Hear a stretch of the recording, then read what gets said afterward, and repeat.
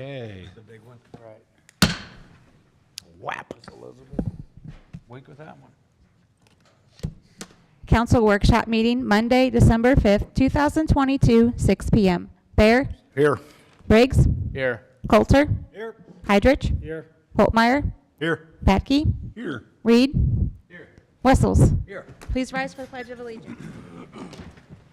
I pledge allegiance to the flag of the United States of America and to the republic for which it stands, one nation, under God, indivisible, with liberty and justice for all. Hey, look, they got red shirts now. Will all the committee members answer if they have not read the minutes of the meeting dated November 21st, 2022? Bear, Yes. Briggs, Yes. Coulter, Yes. Heidrich, Aye. Holtmeyer, Aye. Patke, Yes. Reed, Here. Yeah. Wessels. Aye. Just need a motion. Motion to approve. Second. Motion by Bear, second by Patke. All those in favor? Say aye. Aye. Aye. Motion passes. Approval is passed. Health. Presentations, health benefits presentation, Schreffer Insurance. Good evening, Council and Mayor. We have on the line with us Scott Schrepfer of Schrepfer Insurance. He is going to present our 2023 benefit renewal via Zoom this evening. You have the presentation in front of you that he'll be presenting, and he will be appearing here on screen momentarily. Scott, if you are there, this is your opportunity to join us. All right, hang on here. Hey, Scott. Thanks for letting me present via Zoom. I'm in traveling, so sorry I couldn't be there. I'm going to share the presentation here on the share screen, kind of walk through it with you guys. Everybody see that okay? Yes. Yep. We're good. Yep. Can everybody see that okay? Yep. Yes, they can We're see good. it. Thank you.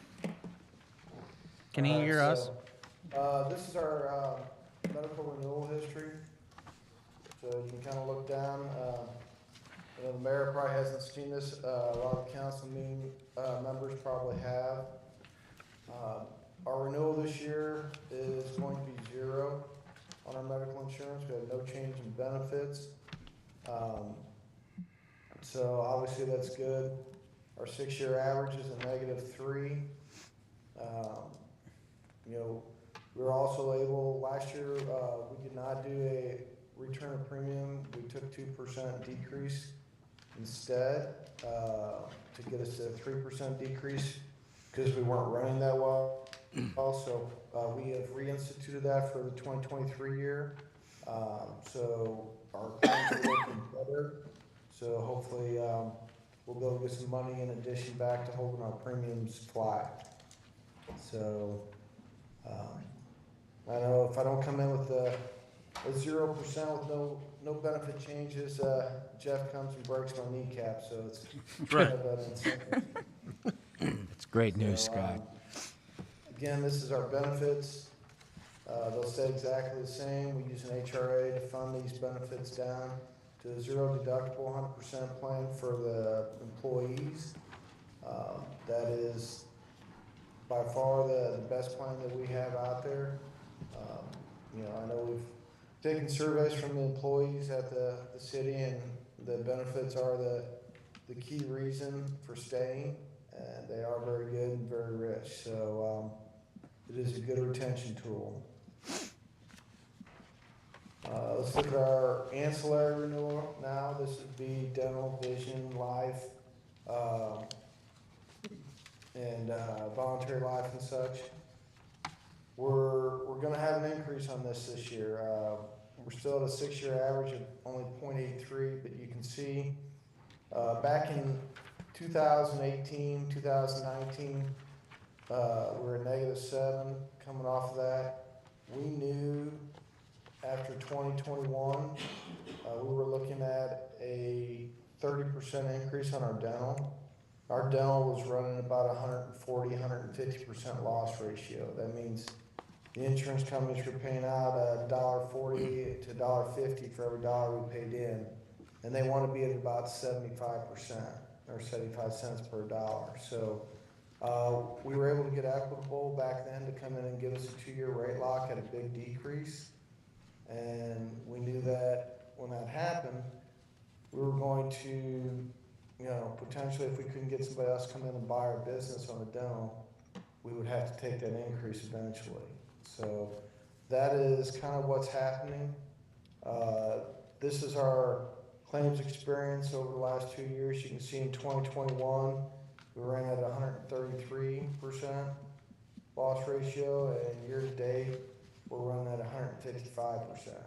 So this, just on our dental, everything else is running well. So this is our renewal. So you can see the vision, the basic life, voluntary life is all rate passes. If you come up here and look at our dental, it's a 40% increase on that. But standard and principal were the two closest on that, and they're still 14% above our renewal. So our renewal is fair. We had 22 declines on our dental. But a lot of people want to quote our vision, basic life, and voluntary life.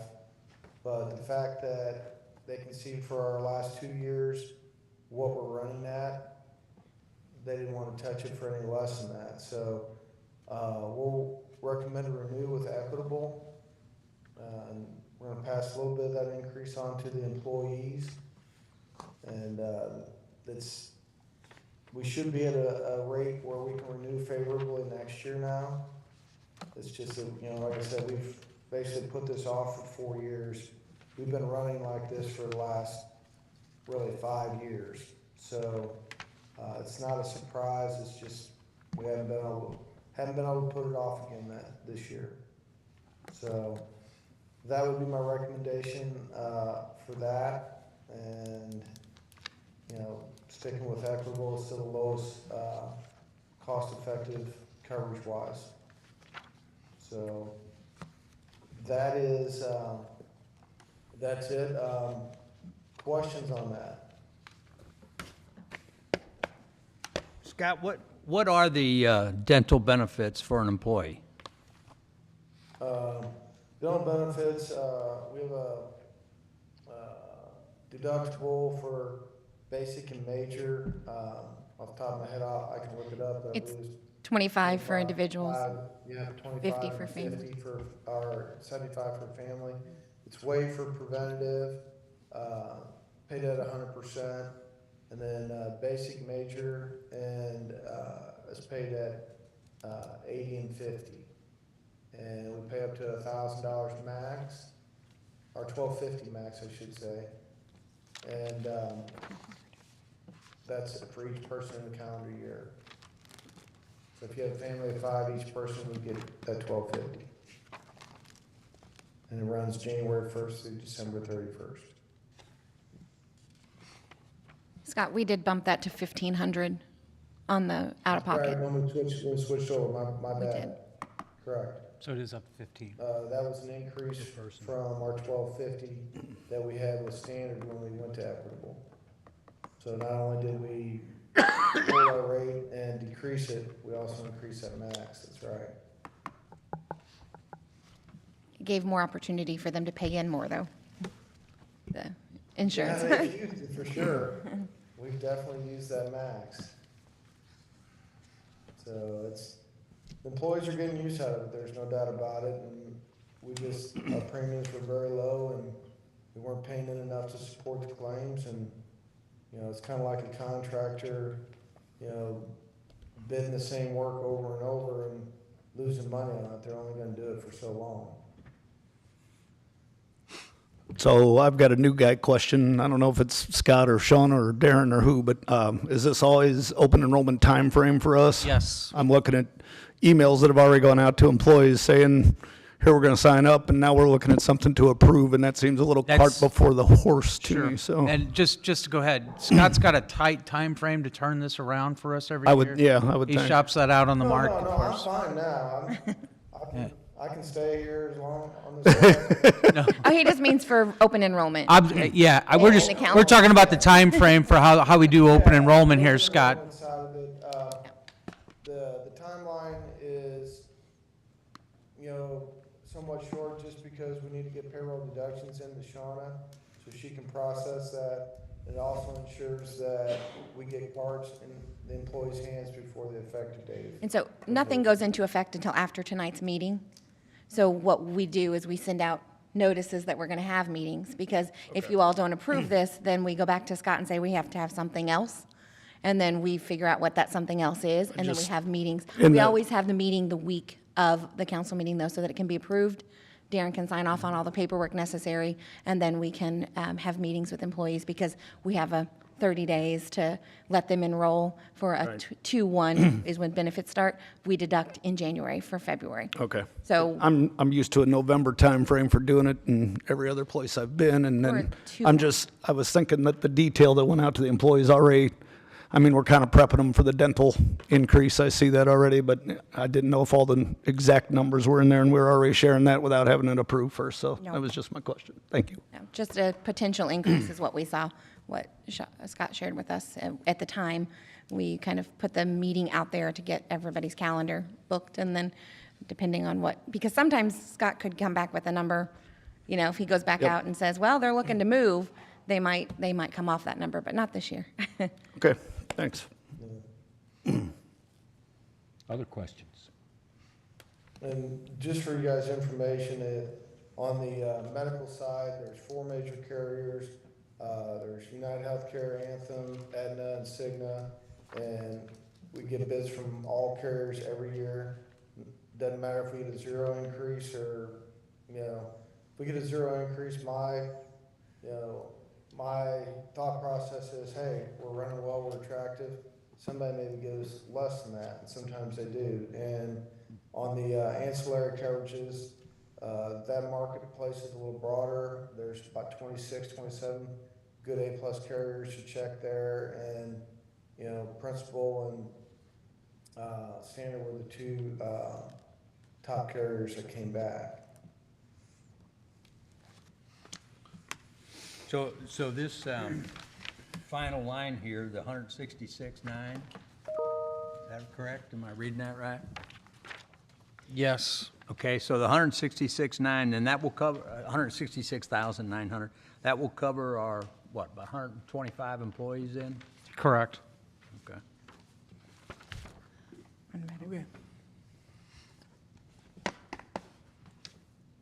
Okay? As always, it pains me to say good job, Scott. Yeah. Yep, no, appreciate it. I hate bringing increases. This is the first increase we've had in ancillary in, I think it was 14 years. We knew it was coming in the last couple of years. Thanks, So Scott. hopefully we get 14 more without another one. You do that. We'll hold you to it. Thank you, sir. Okay. Need a motion, guys. I'll make a motion. Second. Motion by Patke, second by Holtmeyer to pass this on to council. All those in favor say aye. Aye. It is passed on to council. Thanks, Scott. Thank you, Scott. Thanks. Thanks for all the work you Thank do. guys. Yes, sir. Have a great evening. You too, buddy. Report of department heads, building department, condemned property update. I've got a copy, JC had provided a copy of a list of some properties that we were looking at. I think I had a conversation with Mark Heidrich about, he was asking me about this on the phone the other day, excluding one that we work with, that we've spent countless resources on. If you exclude that one, we have got probably about 5 properties now that, like I said, are in some stage of where we've either applied for a demo permit. We got one that probably we could go ahead and use a little bit more creative on. We may have to go ahead and see, but most of these, we've got one on Fair Street. I don't want to call out the properties unless you got specific questions, but we have one on Fair Street. We have one on 2nd Street. We have one in South Winds, 2 in South Winds, and then one on East 5th Street. And I think for the bulk of these, for example, on one, we got that they applied for a demo permit, the one on Fair Street. So as soon as Ameren cuts the power off to the house, they'll be tearing the building down, preparing to get the property ready for a new home in its place, so that one's moving. That one, I did walk past there actually today. I saw the tree was gone, which was kind of nice because the thing's been dead for a long time. We also have one on, like I said, Second Street. There's a neighbor that has interest in it, but in this case, it's a 75-year-old individual who's tired of dealing with this house. He wants to sell it, but he's got two others that are on the deed, can't find those or whatever. That's the one where we may have to get a little bit more creative in our solution with that one. I don't know if you got any other questions or if you've got specific properties, but we have done, I think since JC's joined us here with the city, he's done a pretty good job of trying to go ahead and get follow up on some of these complaints that have been sitting out there for quite some time. But if you have specific questions about a specific piece of property, I'll see what I can answer. JC's here as well. What's the course of action on those properties? Well, the one, like I said, the one on Fair Street, we think that they're gonna go ahead and demo it and have a clean lot to go ahead and build on, which is good. That's what you want. The other one on Second Street, like I said, we could get title work done on it. Once done, we could try to get clean title. We could acquire the property like we're looking at another one, if you wanted to. But that's the potential solution. I think we got one headache that supersedes that right now. But, we can go ahead and definitely take a look at that. The one of them in South Winds, we can't get really good cooperation out of the owner. However, we've not received any complaints or concerns, but it is on the condemned property list. So, and then you got another one in South Winds. It looks like they're close to finishing up. That's managed by Associated Management, so that's good news. So when you say that property in South Winds, is that an apartment inside of a building or is it a building that's bad? Do you want to comment on that, JC? Come up to the podium if you can, JC. I know you don't like the podium so much, but it's okay. They'll be nice, I promise. It's two units, well, one right next door to each other. And there's, Duplex. yeah, Oh, okay. So it's the entire building that's an issue. no, it's just half of it. Half of Just it. half. Okay. That's what he's saying. Yeah, it was just half of it, and they were selling drugs out of it, so it wasn't like they were manufacturing it or anything. So that's what kind of put it in the condemned status that it was in, because it was kind of dilapidated on the inside, but there's no odors or anything like that, so really nobody's complained about it. But she's uncooperative, I see. you know, so I can't really force her to do anything. We don't have anything that we can make her do. Right. I guess But then again, she's not asking for occupancy of the unit. No, See, not that's- asking for anything, they're not even asking for occupancy permits or anything like that. nothing.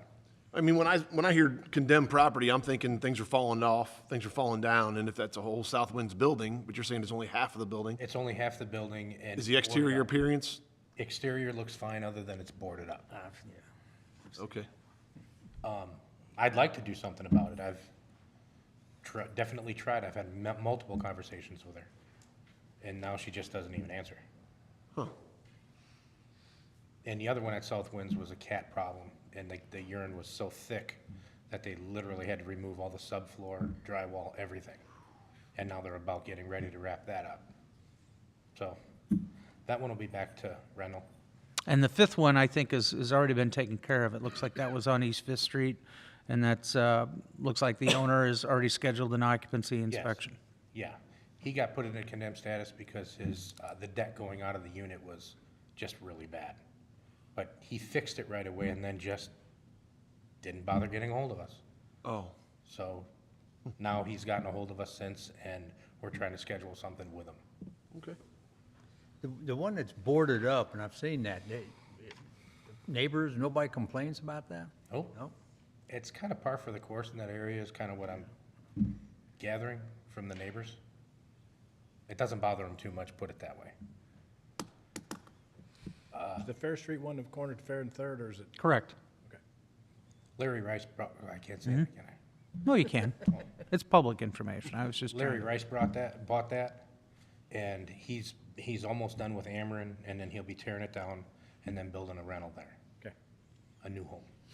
So, You can see the light there. I get that, but the South Winds ones, I guess, bug me that you have that close to neighbors and no one even intends on renting it. it looks bad. So what is our What could our course of action be? Well, I mean, I In just condemnation, we're, Well, I think what you got to keep in mind is that you've got other properties that are also not occupied that exist out there that we really don't get complaints on either.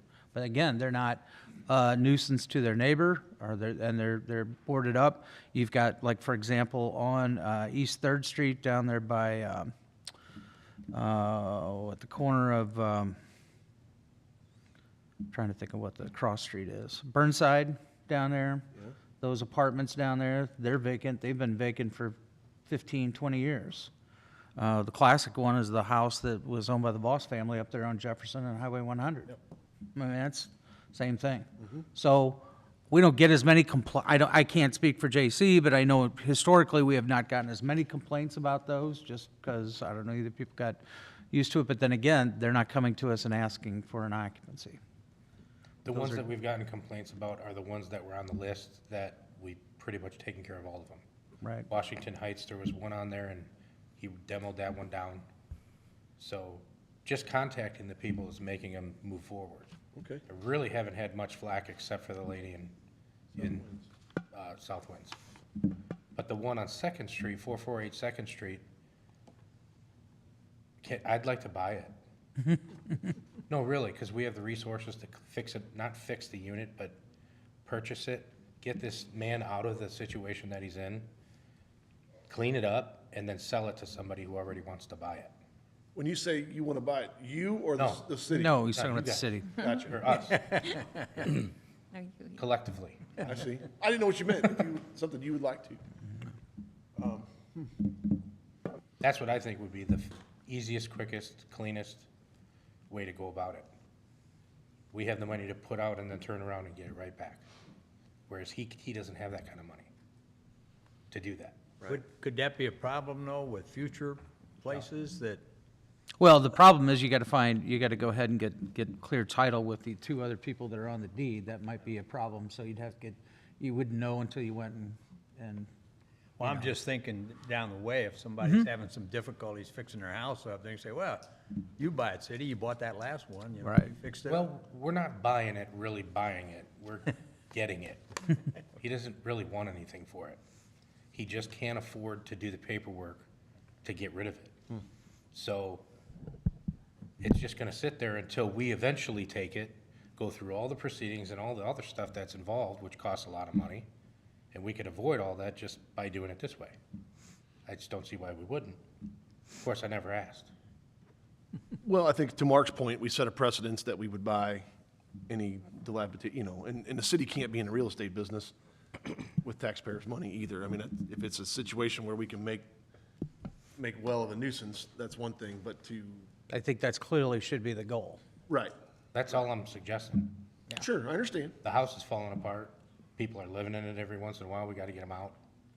It's a hazard, and it's a nuisance.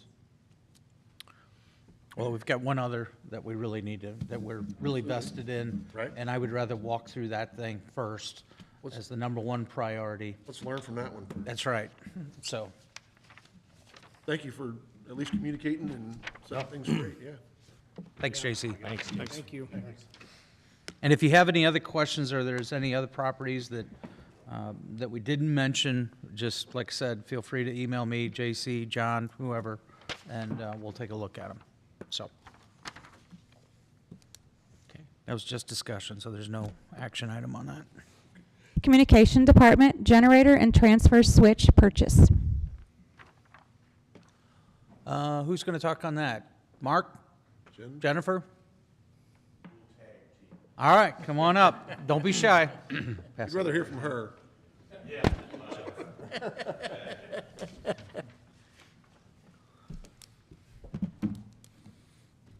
So we are needing to replace our 17-year-old generator that failed in July. We looked at rebuilding the engine, which was just under $14,000, with only 90-day warranty. And that's, in this day and age, that's merely an estimate. It's just like anything else you tear into anymore. The estimate would be that, and it's rather complicated. The engine failed. under low oil pressure, and it ended up, it had antifreeze in the oil. And I'm not talking about, frothy oil. I'm talking about open up the drain plug and green antifreeze is running out. And the only, we had a shutdown on low oil pressure. So, which means, the bearings, races, cylinder walls, it was running like that, so, the engine is shot. So, yeah, we looked at a rebuild engine, and they will only offer under commercial use, such as we have a 90-day warranty. So we'd be putting estimate of 14 grand into something that could maybe last 90 days, maybe longer.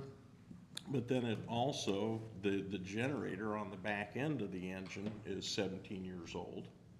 And the transfer switch inside the building, 17 years old. Within the past 2 years, we had to do an emergency repair. We had a set of contacts, the primary contacts burnt up on it. So we had to switch over to generator power, run down to St. Louis and get some replacement contacts real quick and replace that and get back in service. So, yeah, to do a rebuild is sort of risky, and arguably this generator out of the city is the primary one because it feeds communication, feeds the 911 center, all the dispatching operations. So there's a lot of other critical generators in the city, but this one without a doubt is the most critical generator we own.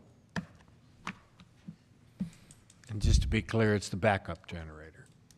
Is that correct? It is the backup to if Ameren Power fails. Correct. Yep, that goes in. Okay.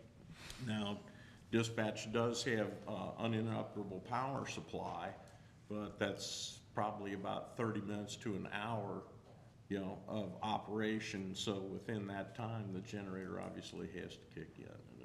And up until this point, it has. You said when it ran, had antifreeze in the oil. How often does it run? I mean, Weekly, you start it weekly for testing. Okay. exercising it, to. Right, no, that's what I was wondering if that ever happened. Yeah, it runs for an hour every week.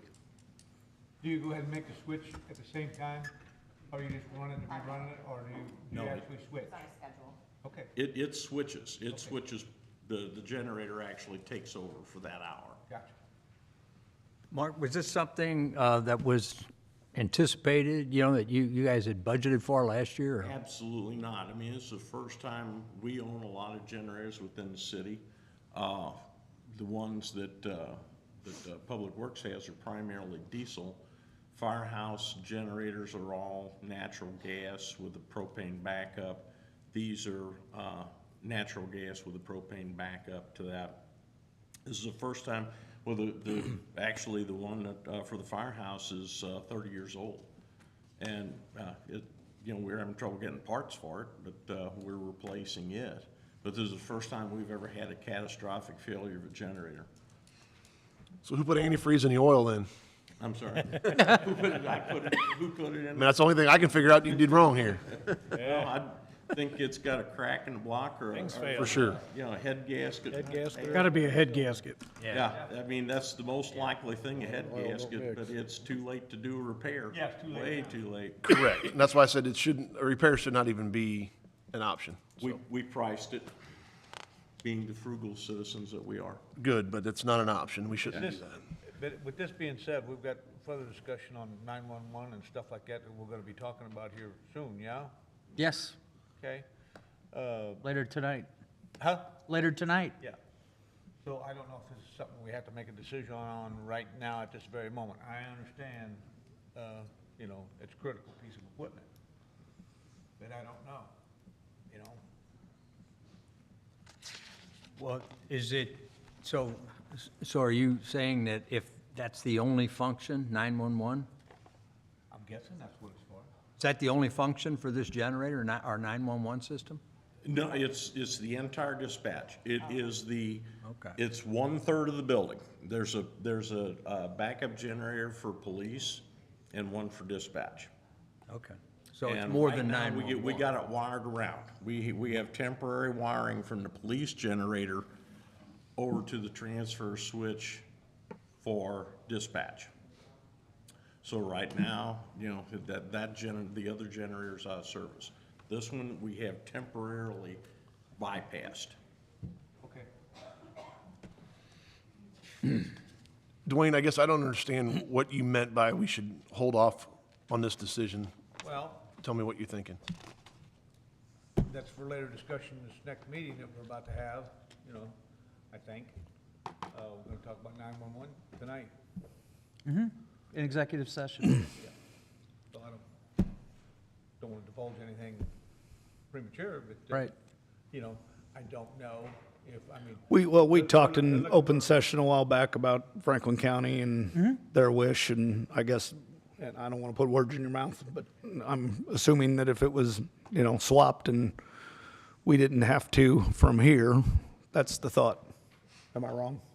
No. I'm not trying to explain for you, but I think if. given that there's other things there and Right. I don't know that you would be premature in moving forward with a $69,000 generator on a $1 million budget item of what we're talking about with 911. So I'm just saying, and to put them in comparison, there's no plans to go ahead and say, move our 911 system completely out of the building and not have it. And no matter what, it's gonna be occupied. It'll be used. Yes. That's what I'm saying. They use it for other purposes. I mean, no matter if they, we decide to stop tomorrow, you know, chief's gonna put something in there, or they're gonna have, you know, it's gonna be occupied. And You know what I'm saying? No, I do. I mean, I get where you're coming from, but, the other side of this, folks, is because of the lengthy delay in delivery, we aren't even concerned about the budget this time. Obviously, this is an unbudgeted expense, but because it would not even Such lead time. arrive for a year. This is a year out. So, I mean, we will budget, we'll put the numbers in the next budget year when this would be due to arrive, if that makes sense. Yeah. Yeah. and I know it's a little bit of a price difference, but, you know, a recommendation I have is I see EcoCamp Electric, it's from Wash Mo. This other outfit's from Wentzville. I think EcoCamp Electric will get here faster if we need some quick response, if something goes down. Then, I've never even heard of this other outfit. Have we used them for anything? Because I know EcoCamp's done work for us. We have not used them, but they did have several good references. Yeah, we've heard that before. So, it was, it appeared from us interviewing them, that they appeared to both be, as far as work quality, the same. It boiled down to price. Well, So you need a Wait a motion sec- to wait. send it on? Yes. wait, I'm still, in a way, it sounds, we got so much money right now anyway. We're just throwing it out here, left and right. Where everybody acts, I think we should go with EcoCamp Electric and give it to a local vendor or the other contractor. Just my recommendation. Mark, I don't mind the way your thinking process there as far as local goes, but I do know that in today's market, if we ask these people to give a bid, they give a low bid, and we say, no, we're gonna go local, they're not gonna bid next time on anything else we have. And I think we set a precedence that we're only gonna take people from Washington, and we're not gonna get good pricing in the long run. That's only an opinion, and I understand that, and that's what I've been told several years up here, that will happen. But I doubt that happens because we are going into a recession and people are gonna be bidding on anything they can get their hands on, because we're gonna be hurting this time next year. But I've never heard of this outfit, Rolls. That's, if EcoCamp was from Wentzville, but they've done a lot of work here and we're familiar with our facilities. I mean, it was always Washington Electric when Barberg had it up, because they were familiar with our facilities. Well, they're no longer, and EcoCamp, you know, is done, and that's why I'm making that recommendation. And why I said Wash Mo, Jeff, is just because a quicker response. I would think if something went down, Doug would get somebody here faster from Pottery Road than Wentzville. That's just, I'd love to My go 2 local. cents. I would love to go local as well, and that's why I say that. I just think that I'd hate to set that precedence that we're gonna take whoever's closer. again, it's not the precedence, it's, I'm not familiar with this outfit, and they've never done any work for us that I know of. Right. I'm just familiar, it's not, yeah, one hand it's local, because I want to help our locals out there paying taxes here, but in the same sense, I think they're more familiar with our complex. But that's, again, that's the only, Jeff, that's the only reason I'm saying that. Were the 2 quotes on the same generator?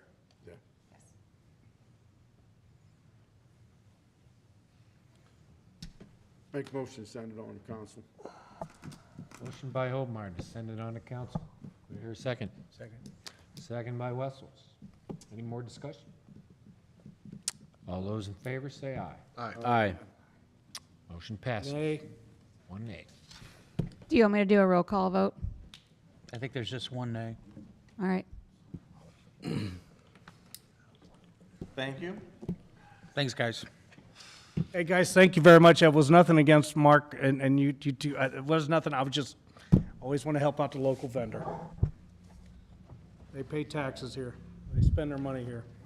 Engineering Department, Airport Layout Plan Amendment. Just for clarification, first on this item, I'll cover this. This is actually not the layout plan amendment. John had a typo or misplaced the header on that.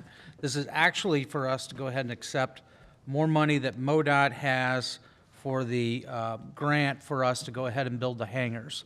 So this gets us up to an additional $598,840 towards the construction. Of that, we have to spend 10% of that. Just to give you a breakdown again of the numbers of what, for that, we have local capital improvement sales tax is $143,964. The FAA airport entitlement funding is $562,411. State Aviation Trust Fund funding is $553,795, but that's the number I was told is going to go up to $598,840. So they've increased that amount. That amount of funds are due to the, from what I understand, that the state has. They've got flexibility with that, and what I was told was too was that that's in part due to St. Clair's Airport closing. That we received those funds. So that increased that amount, and then you've got the build funding infrastructure bill, which is $512,800. So by what we're asking you to do tonight is move this agreement over to, move it on to council for your meeting later on tonight, and we will send this up to MoDOT to accept that additional, I don't know, $58,018. So they keep adjusting these numbers, and so we have to bring that back to you every time they do. And just for clarification as well, within the agreement, you might have seen there's a couple times where they mentioned 12 unit, that should be 8, because we did agree to just build 8. For clarification. Questions, discussions, guys? Make a Nice. Motion by Hobmeyer. Second. Second by Patke. All those in favor say aye. Aye. Motion passes. 3C, or D, pardon me.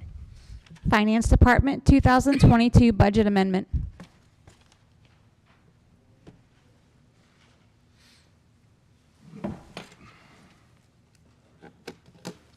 You want Sal to help you out there, Marion? Go ahead and go up to the podium.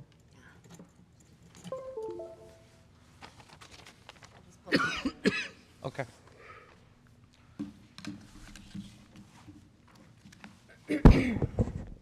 Good evening, council. The first budget amendment that's going to be in your packet later tonight is for the fiscal year ended 9/30/2022. And basically, this one is just to look back at last fiscal year and kind of adjust things, getting ready for the audit. So the main reason for this amendment is to adjust for revenues that are higher than anticipated. And we had an adjustment for donation that was not received for the industrial park, and also to adjust for the road and bridge funds that we received from Franklin County. And that's all on the revenue side. And on the expense side, we basically adjusted for various expenses that were higher than anticipated, which included switching to, when we went and we leased vehicles last year. Instead of purchasing them outright, we did the lease with Enterprise. And that lease filing, by the time we actually got the vehicles, we received them like in July. So we had about 2.5 months of lease payments. So we went ahead and recorded those Excuse me, as Mary, how many expenses. vehicles, because I've never heard, how many vehicles are we leasing now through Enterprise? Let's see, there's 2 in the water department, 2 in sewer department, and I think Tony ended up with, did you end up with 3, Tony? 3? And then Parks ended up with 6? Because 1 didn't come in? Or was it 5? 5. Okay, thank you. I hadn't So- heard, so that was. Yep, that was the And final Mary, numbers. what, you mentioned a donation not received at the industrial park. What is that? Well, at one point, they had anticipated, I think, there was a donation. I don't know, maybe Darren should explain that better than me. I don't remember. I think you had to put it in there as a donation for purposes of your. Right, there was maybe an agreement with I'm trying to, a potential person that was maybe going to move in. thank you. Yeah, there was a potential sale. Oh, That we were That we're looking anticipating at. Right. to include in there just when we put the budget together. It's not the pre-coat project, but now Yeah, it'll all right. balance out after. Wasn't really a donation, it was a possible sale. A possible partnership. How about that? Okay, all right. But that's what that was. So we went ahead and took that out because we had that budgeted and, so anyway, that's the first budget amendment. Can I just keep going or? Yeah, just we keep have to- going with Oh, she rolling said it. no, No, we we have need- to we approve need to it. do the We have first to move it one. on. Well, they can make separate motions after she gets done. Okay. I move we pass it There you on. go. Second. There we go. Motion by Wessel, second by Patke to Keep her happy. send to council. I know. DA. All those in favor, say aye. Aye. 2023 budget amendment. Okay, and this one is basically, there are items that are in the 22 budget that, due to delays and also when we have to put the budget together, department heads, they anticipate receiving different things by, like pieces of equipment, by the end of the fiscal year, but they may or may not come in. So if they did not rebudget those items, then what I did do is I go through the purchase orders, open purchase orders, and we end up rolling those into the next year. And then if they did not rebudget some of those items, I try to go through and do, and I rebudget those items for them in this budget amendment, so that they don't have to come to you individually with all of those different budget amendments. So that's what a lot of these items are. Also, there was a few additional donations that we did not anticipate that are related to some new capital purchases. So I think there was an additional pavilion that I think it's the Lions Club is donating, but it's 100% paid for. So we're getting 100% of the revenue and 100%, it's going to pay for that purchase. So Wayne wanted me to include that. So we did that, and that's pretty much the reason for this budget amendment. But it's to basically to try to move all of those items from 22 that weren't in the budget and move them into 23, so you don't have those all individually coming to you. So that's what this budget amendment does. Any questions? Questions, discussion? Take a motion to send. So hold on one second. The pavilions you just talked about, those are later on in the meeting to be approved, but we're approving them just to be in the budget? No, there was some in the budget, but then there was an additional one. The ones that you got later on, those are the new ones for the dog park. That's different. Are we Yeah, just dog talking park, about the yeah, stone these are for the dog columns park. and Yes. Okay, so. We're yeah, talking about it's the stone columns columns out on around the. the pavilion. Two different things. Yeah. In the Lions. Okay, sorry, thank you. Okay. Who made the motion initially, or was there withdrawn? Somebody want to make a new motion? Joe, didn't you? No, I think it was Jeff interrupted and you seconded. I don't know who the first one was. So I don't think we ever got a first. I move. Okay, motion Second. by Wessel, second by Hydrich. All those in favor say aye. Aye. All right, DB is passed. Capital improvement sales tax update. Mary's going to go ahead, I guess. We going to pull up that sheet, Mary, or? Yeah. Okay. Hold up here. Whoops.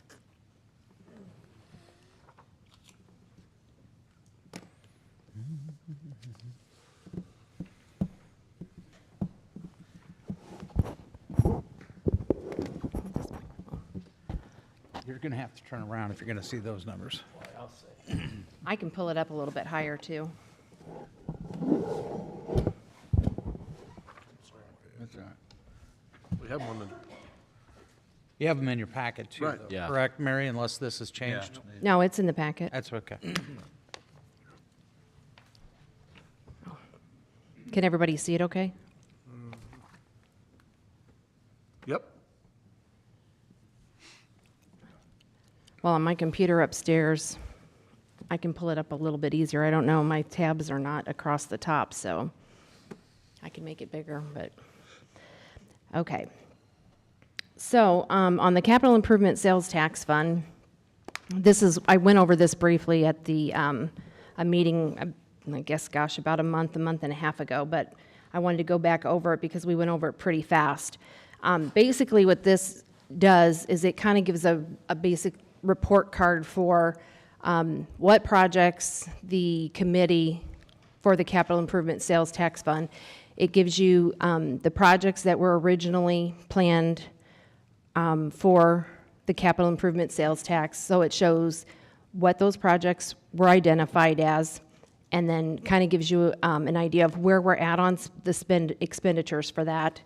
And then it also then projects what we have in the budget, and then at the end of 2026, which is when this tax is due to expire, basically where we're going to be at the end of that time frame. So the original projects that were estimated were $16,360,000, which is this figure right here. And as you can see here, we've spent $9.2 million here. And so the way this spreadsheet works is if you want to know what projects we've spent that money on, we list those down here, and then you can see that summarizes to the 9.3 million. Okay. And then in addition to that, we receive capital grants or contributions or charges for service, so additional revenues that come in. And then it shows basically what the net expense is here. And then down here, we have the revenues that come in, and then we have the future expenditures that remain on those projects, and then the future anticipated revenues and contributions that come in, and those are both estimated. And just so you know, on the tax revenue, I just basically estimate that as flat because we don't know what that's going to be like in the future. So sales tax has been very good the last couple of years. So we could put in like 3 to 5% increase, but I just put that in as whatever this year is. I just anticipate that at 12 months for the next however many years that are left. So that's how that's estimated. So what that does is it tells you where we're going to end up. And so at the end of 2026, it basically shows that we are 1 million in the hole right now. And one of the reasons for that we're in that situation is prices have kind of gone up. And so one example is like the fire station here. Originally, they had $3 million budgeted. They haven't spent very much of their funds, but the cost of the new fire station has gone up and increased. So the additional funds that are anticipated to spend for that is $1.3 million. Same thing on economic development.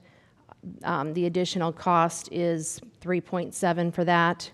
That's due to the new industrial park that was purchased, but there are offsetting grants and contributions that we are in the process of applying for. So then that will offset that cost. So it kind of just gives you an idea of how this spreadsheet works. So in short, we really don't have a lot of wiggle room with regards to additional projects within there. As a matter of fact, we're going to have to make some priorities. You have about $6 million, if you including the $4 million fire station. You've got an additional $2 million over that in improvements to, for this building, the bathhouse out at the parks where we wanted to go ahead and move the parks office into, for example, et cetera. So you've got, and I think there's some stuff out of public, a little bit out of Public Works. Renovations haven't been done out there since it opened up, basically. But, so those are some of the projects. So we can prioritize those and see which ones, because I think, you know, goes without saying, the fire station's probably a higher priority than the others, but still, we'd like to go ahead and see if we can get those other projects completed. But again, she's talking flat sales tax. So if you do have an increase, you know, if you are more than, you know, zero, I mean, basically, then all of that can go back towards those projects. And it doesn't include the grants that we're applying for. Correct, not at all. So. So the only alarming thing I see is what we proposed to voters in 2018 that we were going to do as projects. The pool was on the front of that list. Absolutely. I know the Ronzik Field, and that's finished except for one small payment from tonight. Part in the airport, part for economic development. I guess the main stage, it says in here that it was closed on 9/30. I guess it was the end of the fiscal year. That $52,000, it says closed. Well, it's That closed. project is closed because we decided we weren't going to do it, but that doesn't, at that point, that's in Tyler, it's closed. Yeah, Okay. That that's does just for not software mean that we're not purposes. going to do it in the future. It can be opened back up. All right. But right now, we don't anticipate any more expenditures immediately. Okay. So speaking on the main stage. But that is still budgeted. Yeah, I was That's just still gonna say- budgeted in Right. that 2 is still years. Okay, that's what Okay, can I show you something else real quick? I mean, the projects, you have to go over here and you have to look, all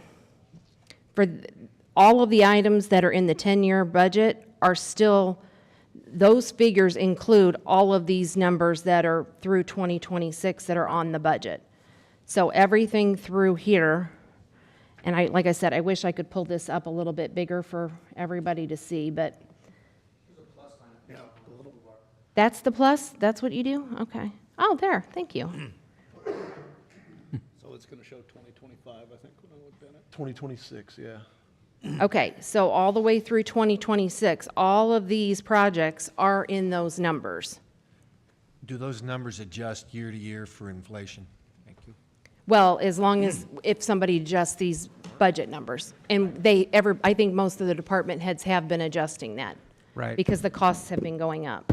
So really, I don't, there's not really an alarm yet, I think, with regards to what was done with the long list of, you know, projects. That Yeah, we right. had. My alarm was it said closed. Oh, And I didn't that's- know, Right. because it still says it's in here for 482. It's still there. Correct. The number Right. was. And a couple other things just kind of, that stuck out to me, that how did we close when we didn't do Gotcha, that? yeah. This exact graph is kind of what I was talking to you a couple months ago. I don't know how often this gets updated. This is every year with the budget process. Okay, so it can't be any more than once a year. Because to me, this is the right tool to go through the capital improvement, what we've done, what we've closed, you know, and then what we're proposing for the next 4 years and where we stand. To me, again, this is, I mean, I'm not an accountant, but this is the kind of graph I can look at and see where we stand, where we're at. I think the difficulty comes in exactly what Mary was just saying in the updates. You're Yeah. basically garbage in, garbage out at this point, and we know the whatever number there is half of what the last bid came back at. You know, that's not updated for one thing, but to have somebody spend time to update Sure. as often as you or I As want often as an I want. update is going to be a little tough. Well, let me say it this way, I appreciate this because it does Absolutely. it gives a full-scale look at what we're at. That's kind of what we're looking for. But does that answer everybody's questions, or does anybody have any specific questions, or? Yes, the auditorium Yes, it's is up in here there. at 900,000. That's part of that 6 million that I was talking about earlier total. It's right here, As a matter of 900,000. fact, 900,000 is in there. Which if that ends up coming, you know, if anything goes up higher, then, you know, you have to adjust for that. And I will say Darren's pretty good, and I think department heads can speak for this. If you want something to be higher, then usually he'll say, well, what else are you going to cut? So if this is higher, then he'll say, well, where are you going to cut from? So then he'll kind of make you go down and say, well, I can cut here or there if at all possible. So he doesn't just let you just increase anywhere. So he tries to balance that out in the budget process, so as best we can, so. And hopefully the tax rate continues to increase. I know you're budgeted Correct. on flat, but at the same time, projects are gonna cost more at that same rate or more, for that matter, so Yeah. it's not Tax always more amount money. increase, not tax rate. I'm sorry? Tax amount increase. Tax amount, I'm sorry, yeah, not tax rate, I'm saying tax amount, you're right, thanks. Yes. Correct me as due, Al. Thank you, Mary. Yep, you're welcome. Yeah, thanks. Make a motion. That was just a discussion item, it's no motion needed. Okay, any other discussion? Okay, go ahead, Sherry. Parks Department mini shelter purchase.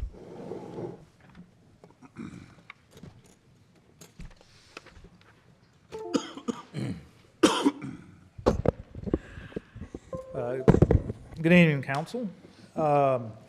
In your packet tonight is a proposal for two mini shelters that would be donated at the dog park. I believe there was a picture of one in the packet. And so I've been working on this project with a couple members of the Lions Club since probably midsummer, I think it was. And it's changed over the course of time. And so, as Mary alluded to earlier, I budgeted in this fiscal year $16,000, knowing that this donation was going to come through. Since I did the budget, things have changed, and the donation got bigger. And so now we want to do, the Lions Club is proposing to do two shelters, one in the small dog area and one in the large dog area. And so the small dog area shelter would be 12 by 12 and the large one would be 24 by 12. And so that's the difference in the budget amount of $16,000 to $25,175. And so the Lions Club is proposing to donate the total cost of the pavilions, and then my staff would pour the concrete pads for both shelters. And they're about 7 to 9 months out, which puts us doing these at right after the fair later this summer.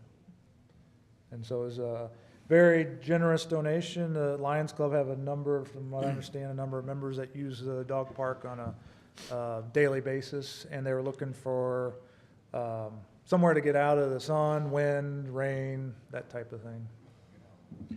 And after we conclude this project, we will also include the picnic tables that go underneath. Oh, yeah.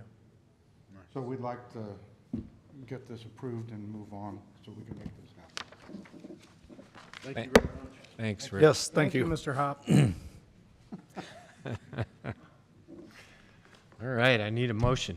Make a Send it to motion. council. Motion by Hydrich, second by Hopmeyer. All those in favor say aye. Aye. Motion passes. Sent to council. Thank you. I'll make the last motion if nobody else does. Go to it.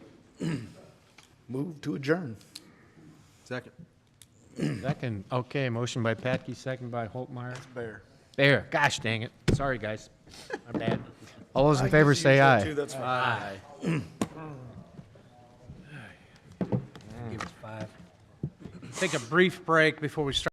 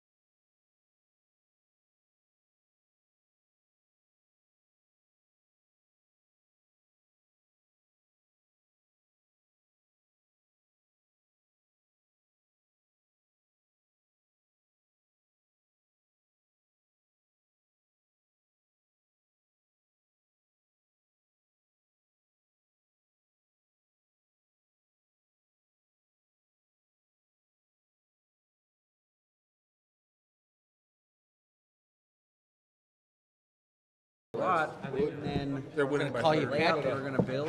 Someone got divorced, and the house was less than a year old. I hadn't seen him. So they got the exact same thing. Orange has a camera just like that. Any Yeah. bunch of, they got the girls game right now. Yep, they moved it Saturday. Nice. Huddle. It's called huddle. He's got fucking, flags out there. Regular meeting of Washington, Missouri City Council, Monday, December 5th, 2022, 7:05 PM. Bear? Here. Briggs? Here. Coulter? Here. Heidrich? Here. Holtmeyer? Here. Patke? Here. Reed? Yes. Wessels? Here. Please rise for the Pledge of Allegiance.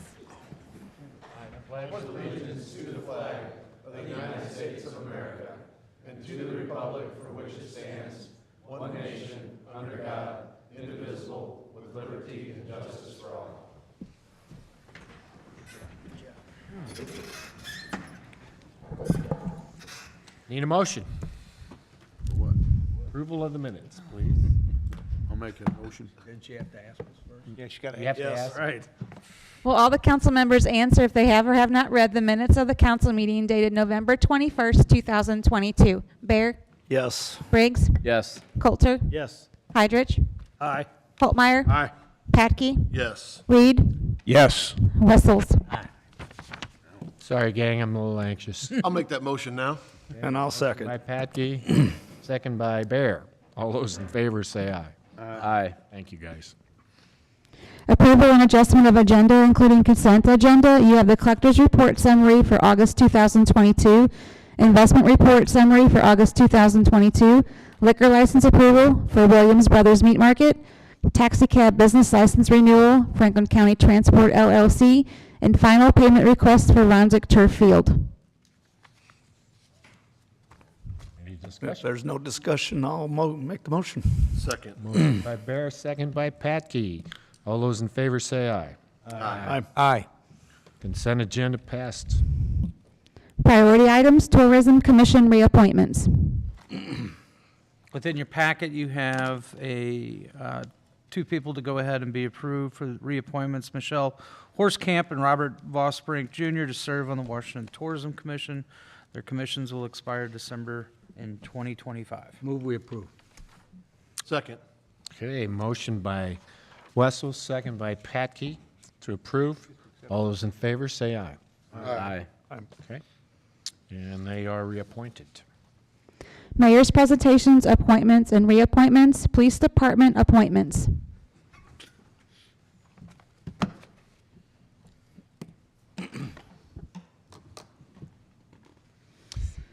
Good evening, council. I'd like to introduce a couple fine young men, Zachary Chadwick and Robert Kelly. They've gone through the process for full-time police officer, performed well, and I recommend them for hire. Which is which? Which is which? This is Zach, that's Robert. Okay. Good evening, gentlemen. I'll make a motion. Second. Okay, motion by Heidrich. Who was the second? Coulter. By Coulter. Discussion, questions? Where you guys from? Thanks, sir. I worked at Oakland. Okay, I just graduated the academy, sir. cool. Other questions anybody want to ask? Okay, all those in favor say aye. Aye. Welcome to Washington. Welcome Thank you, aboard. guys. We're glad to have you.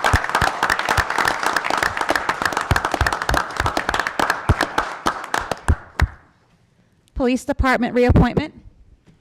So this one's for reappointment for Zach Yowitz, patrol officer. He continues to do a fine job for us. Recommend for reappointment, please. So moved. Second. Motion by Patke, second by Heidrich. All those in favor, say aye. Aye. He's reappointed. Thank you. Public hearings, Washington Avenue Planned Development Residential. All right, I'm going to move up to the podium for this.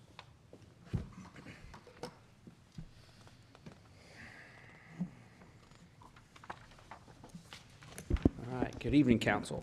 So I'm going to do a little bit of a history on this because this has gone through a number of meetings with planning and zoning and staff. And so my apologies, Mark, you're going to have to listen to all this for the fourth time. But, so this is a request for a planned residential approval for the preliminary development plan and approval for the rezoning. So the way this process works for a planned residential, they have to have a sketch plan meeting with staff first. Then that sketch plan is brought to Planning and Zoning Commission with a public notice to the public, everyone within 185 feet, every property owner. That gives the opportunity for the neighborhood, staff, the commission to give comments, concerns, kind of give some recommendations. There's less items that are required on the sketch plan than there are in the preliminary. They went through both of those with staff and planning and zoning, and then last month they brought their preliminary development plan to planning and zoning, and now the next step is for you all to review the preliminary development plan. There's a resolution for approval of that plan tonight, and then an ordinance approving the rezoning, and then it would come back to you a second time for the final development plan, and the reason for that is if there's any recommendations tonight for changes in landscaping, screening, whatever, anything that doesn't, you guys don't require them to send back to P&Z. They can come back. They have 2 years actually to get the final plans together and come back with that final development plan. And so just kind of diving into it here, the subject property is the property located just behind American Legion on Washington Avenue. Technically has 2 addresses there. It's in the packet as 15 and 17 Washington Avenue.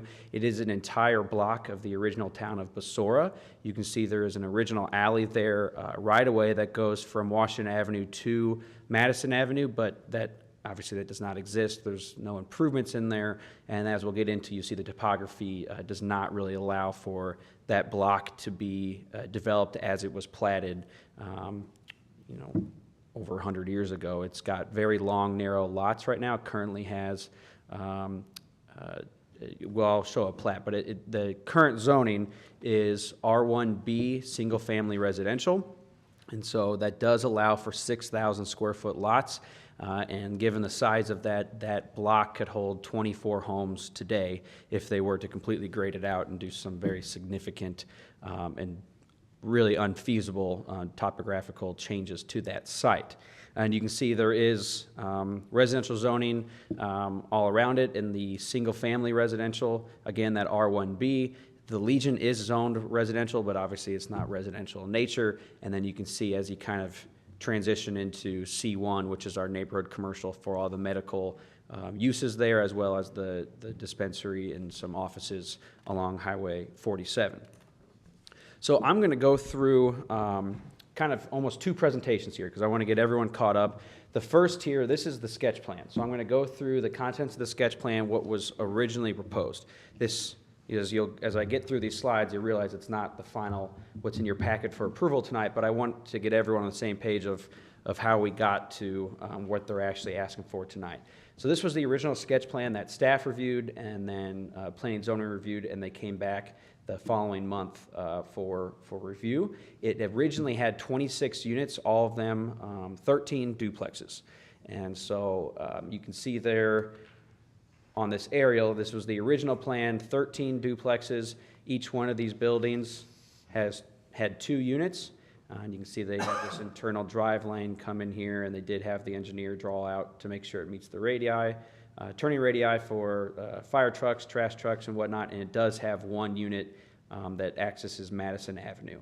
And you can see they did submit a preliminary landscape plan at that point as well to kind of show this buffer. There was a lot of concerns here from the neighborhood and frankly from Planning and Zoning about the density and its compatibility with the surrounding properties. Planning and Zoning, after hearing comments and reviewing it themselves, the commission kind of had some comments back to the applicant saying, you know, maybe we should talk about removing some units, increasing that buffer along Washington Avenue. Obviously with this coming in, this was kind of the front of the units, so the back of these units faced Washington Avenue, which obviously the existing homes in traditional, you have single-family homes facing the street, and so there was some concern about it not being compatible with the style of how Washington Avenue and First Street looks in this location.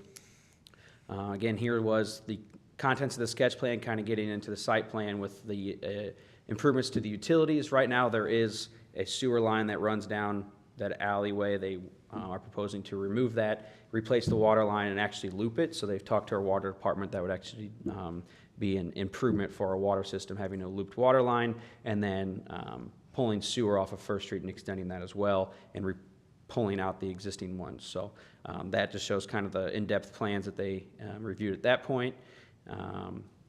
Again, here that kind of gets into some of the details of that. You can see they do have some proposed storm detention basin here as needed, and you can see the storm pipes getting to that area. And then here is the proposed layout of the duplexes. And so I'll show you on the architectural renderings, these are kind of a different style of what we traditionally see as a duplex, where you just have a shared wall down the middle.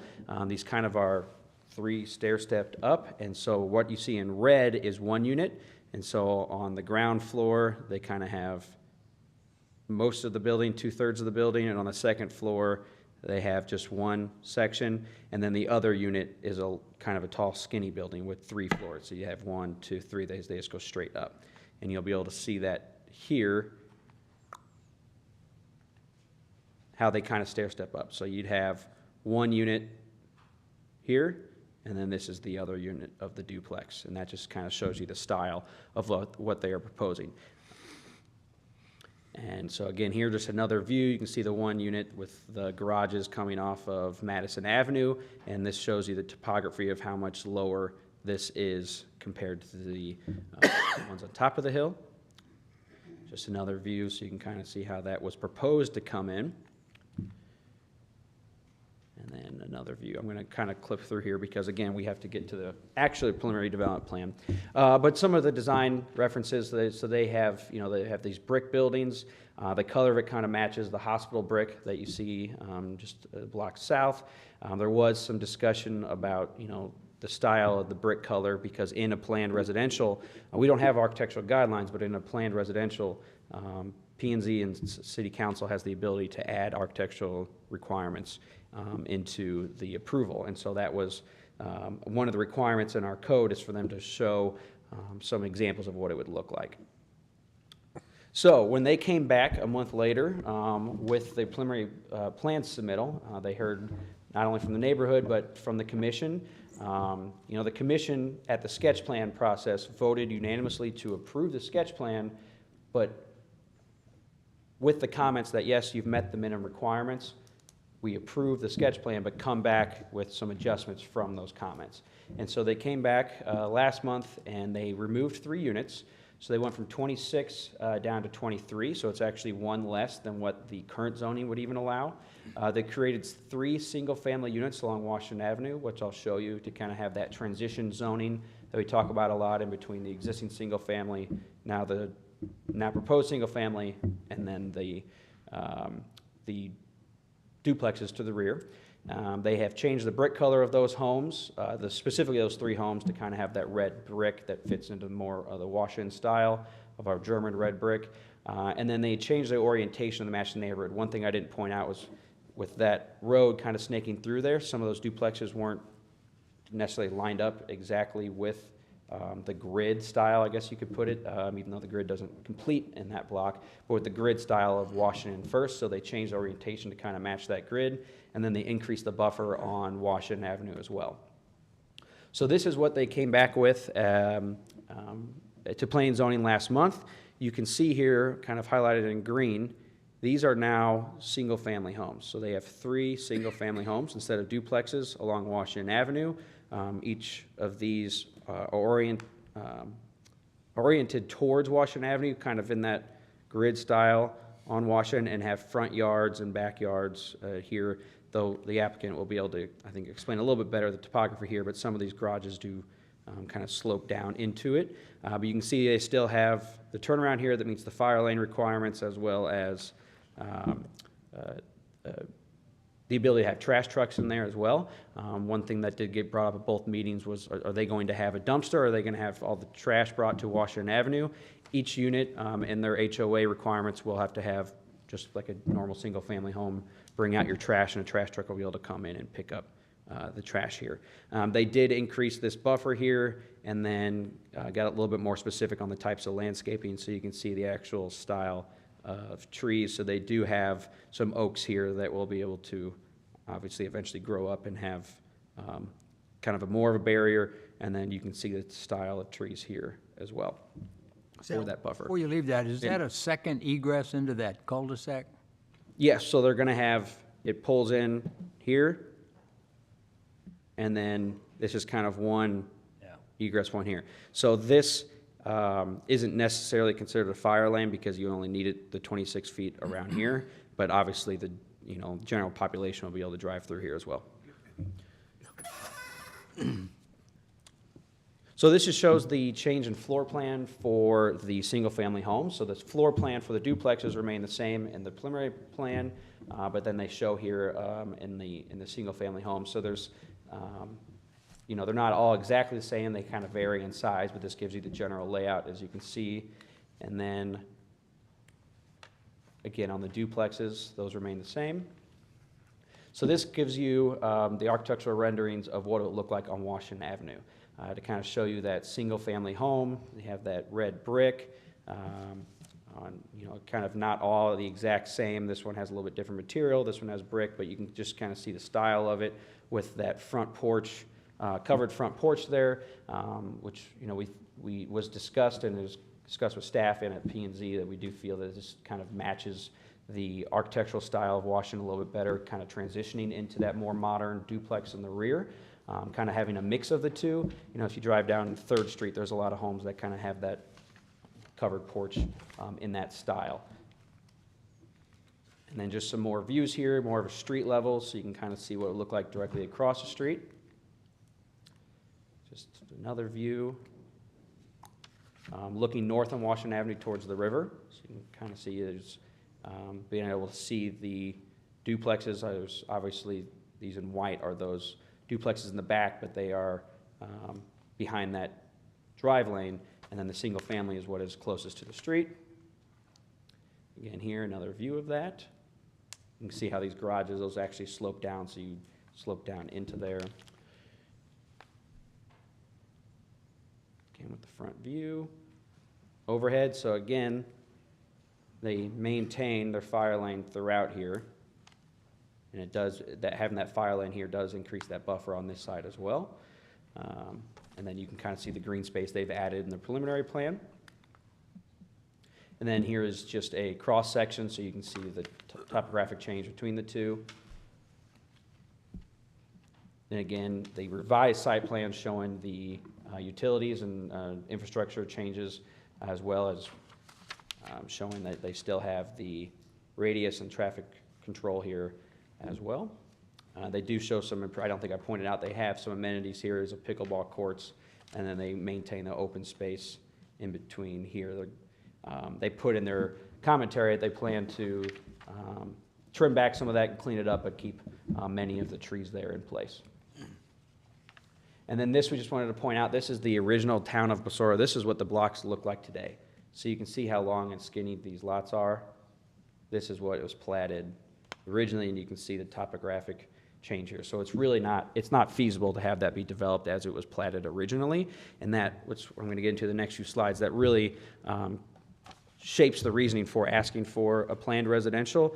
We have some language in our code that says when a planned residential is inappropriate, and one of them is whenever there's something unique and peculiar about the site or some type of hardship, topographic, that keeps them from using traditional zoning.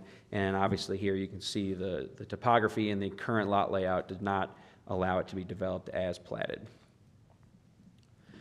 So with our recommendation, again, staff feels this is an excellent application of our planned residential zoning code. I think there is a question a lot is if a developer asking for planned residential strictly to get a little bit more out of the development, trying to squeeze more lots out of it, or trying to just, no, we don't want the setbacks. This is actually looking at the existing condition of the property and saying we can't use traditional zoning here, and we think it fits into that application of our planned residential code very well. So in section 400.115 of the purpose of planned development districts, it says it provides a mean of achieving greater flexibility in development of land in a manner not always possible in conventional zoning districts. is to encourage more imaginative and innovative design of land development and to promote a more desirable community environment, and it has site planning that better adapts to the site conditions and its relations to surrounding properties that would, again, not otherwise be possible under conventional zoning. So we think, looking at those three objectives of planned residential, this proposal meets all of those. And also, the process is meant to allow for feedback and adjustments. That's why we require, it's a higher risk on the developer, but they have to pay for the plans up front. It's a risk on them that if it doesn't go through, that, those plans are, they paid for them, and that's the risk they take for going this process.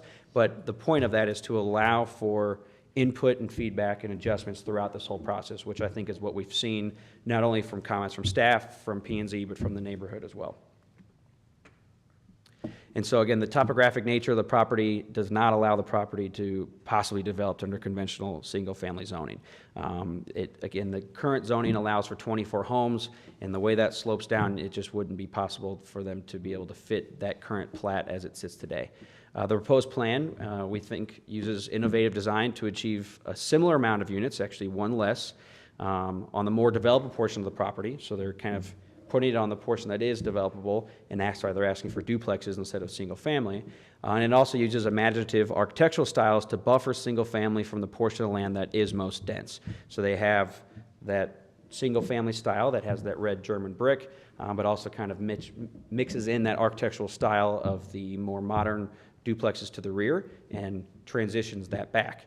And then the plan meets the requirements set forth of that section as it was intended to be written in June of 2022. So if you remember, we changed that code for planned residential in June of 2022 with the intention of it being to, I think I emailed all of you when we went through the sketch plan process, but the intention of that was to allow for these to be approved on a case-by-case basis, to say, okay, what are they actually proposing here, and how does it fit into the neighborhood?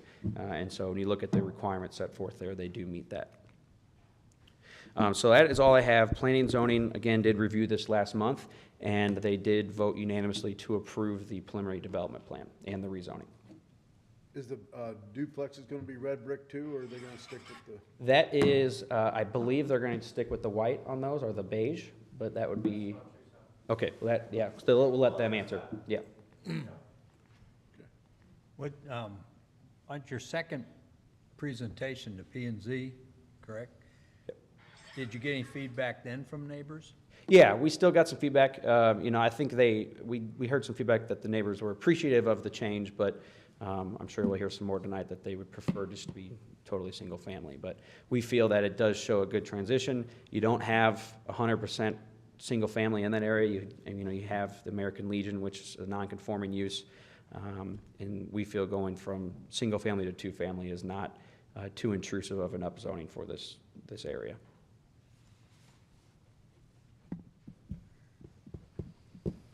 Because if you remember, this application first came in strictly just as R3 multifamily.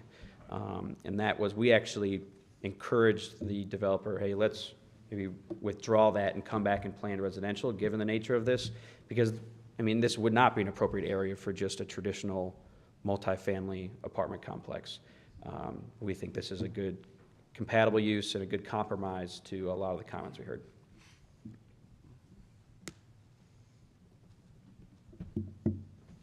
I'll take a motion to, We Oh, this is we got public this hearing. public hearing, you're gonna take comments. okay?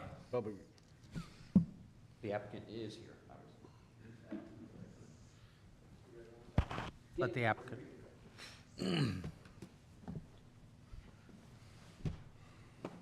Good evening, Council.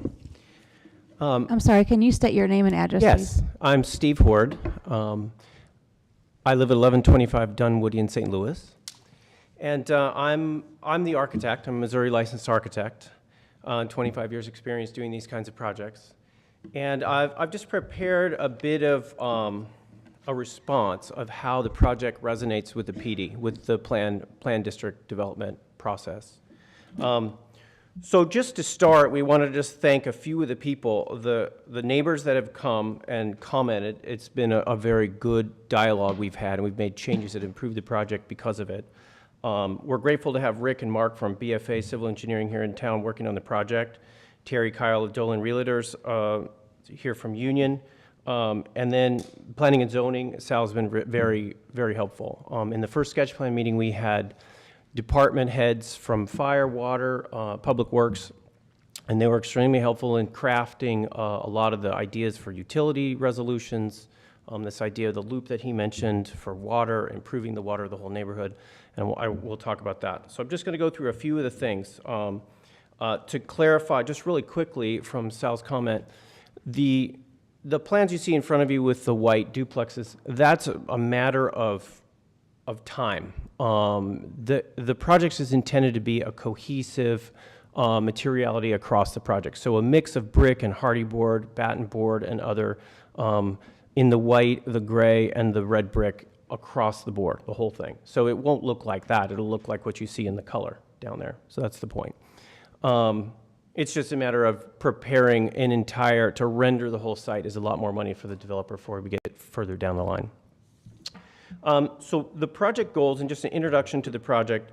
So the project is an investment by Florin Boyko in his beloved hometown. So Florin was here as a young man, and he came to Washington at the age of 12. His family relocated to the Pacific Northwest, but much of his extended family stayed in Washington, and he came back quite often over the years, and now again recently has made Washington his permanent home. So he's currently building a house here in Washington, and is here for the long haul, and is looking to be the visionary of legacy projects in town. So he's looking to create a reputation and quality projects for the rest of his time here in Washington. So he's permanent now. As far as the adherence and residence with the planned district regulations, I've got a bit of a list here. And so these are how the project responds and how we design the project to the PD and the municipal code intent and purpose. So the purpose of the PD to provide greater flexibility in development and encourage imaginative, innovative design. The way we approach this project, given that it's hillside and it's basically one of the last large pieces along the river, is how to create a low-density, multi-residential project that respects the neighborhood and that takes advantage of all of the views of the river as much as possible. So if you notice, like the first look at the project is like, well, those buildings are a little strange. You've got 1, 2, and 3 stories together. And the reason for that, if you follow along, here we go. If you follow along, they stack down and back up. And then if you notice the units behind, which are basically about 10 feet above the units below them, they're shifted 18 feet to the west. And by doing that, you have a view over the top of this guy and a view over top of that guy and a view over the top of through the middle of the two. So everybody in this zone has the same equal full view of the river, including the shoreline and the river trail. So you don't compromise view there by having those units stacked behind each other. And we'll talk about that. So the building footprints, the idea of the building footprints being small and compartmentalized like this is so that we don't have to do a ton of grading. Other projects might come in here and do a ton of grading and fill it in. It's possible, but by keeping the native and the original topography, we're using small footprints so we don't have a lot of grade change across the building, and therefore we have the same drainage patterns and we have the same wildlife pathways. We also created window openings and strategic facades on these buildings, so you'll notice most of the buildings are similar, but the backs of the buildings, or the buildings not on the riverside, have smaller punched openings. The fronts of the buildings, so the side of the building that faces the river, are large expanses of glass. And so the people in these spaces have much more privacy from this side, but much more view from that side. They also have windows, you'll notice, on the inside face of the stories as they go up. So when you turn the building sideways, such as this one, for an economy of scale, building the same buildings across the site, you still have views of the river, even though you have large expanses of glass facing the nature section of the property. So we spent quite a bit of time looking at how we don't do a lot of grading, how we minimize large retaining walls, and how we keep the existing topography, and that's how the building was created, the massing of the building and the design of the project. So this is kind of how we're saying we're responding to this idea of innovative, because it's just not like any other project. So the overall effect of the siding in the buildings and the single-family buffer along Washington promote a more desirable community environment. As you walk up Washington or drive up Washington, really, we're not talking about this as a buffer. These three buildings are not a buffer. They are a part of the community. They become a buffer for the duplex projects behind them. And so since these are all interior, if you're walking along the street here now, the tree line starts right about the middle of these houses. And this is all open space now. And that is one of the things we're doing, is preserving much of the trees and much of the wildlife on this side by using the existing open space that's there. So number 2, how does the Bluffs Epicura Place, this project, respond and respect the Planned Development District objectives? Site planning that better adapts to site conditions in relation to the surrounding properties. The proposed plan in front of you makes sense out of the natural topography and mitigates the need for major changes to the topography. We talked about that. The current zoning and parcel map, the plat that's there now from the original old Basura town, has very narrow lots, as Sal pointed out, and over 25% gradients. So more than 3/4 of those lots starting here and going all the way over to Madison were completely unbuildable. So there is really no feasibility to just build what was on the plat. That's why the PD makes so much sense for us. The project's relationship to the surrounding properties works seamlessly with the single-family vernacularly designed rows of homes faced out on Washington, and with backyards and porches just above the street in a traditional urban planning model. In addition to the zoning buffer to the duplex residential units inboard on the projects, the garages for the homes on Washington are down and away and on the side from the street, and none face out to the public street. So you're not looking at a house with a garage. We don't have to mitigate a certain percentage of the facade to be another material because the garages are not in view. Letter B from the code, functional and beneficial uses of open space. The site layout's not meant to not only maximize personal privacy among the units, but to locate building footprints in areas away from existing wooded and natural landscapes, to preserve these areas and create a 3-acre on-property walking path along the trees with river views. In addition to the walking path, the public gathering area with barbecue, seating, and pickleball and sports courts is provided on the south side of the site. So that's in this location here. It's hard to see here. Sal can maybe teach me how to move back with this guy in a minute. But there's pickleball court, barbecue, hangout, public space here that attaches down to a nature path that runs all the way around on the property, stays on the property, and comes back around. And the nature path will have views of the river, and it's beneficial for everybody to walk with their dogs, or this type of thing. So we're not taking huge swaths of trees out, because there are basically no trees in the location we're talking about. There's a big, huge pine tree here that potentially will have to go, and there's a couple other oaks that are in the way of buildings, but we're talking about a very, very small percentage of trees that we're taking out to do this development.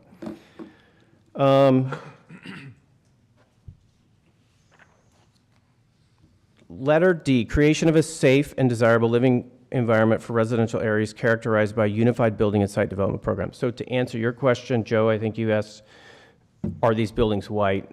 No, they're not white. The building program and site development programs proposes one that's unified in building massing and material types. So even though the single family that you see out here has porches, it's faced out to the street, it has a similar massing and building tectonics to the rest of the project. So you're not going to see a huge contrast between the two units. These don't have third stories from the street. This has a basement garage that you come down to, but it's a 2-story building from the street. These are up to 3 stories in the back. But the idea, the village feel of it, and the overall cohesiveness is a palette of materials that's red brick, gray or white hardy board, and the dark gray roof.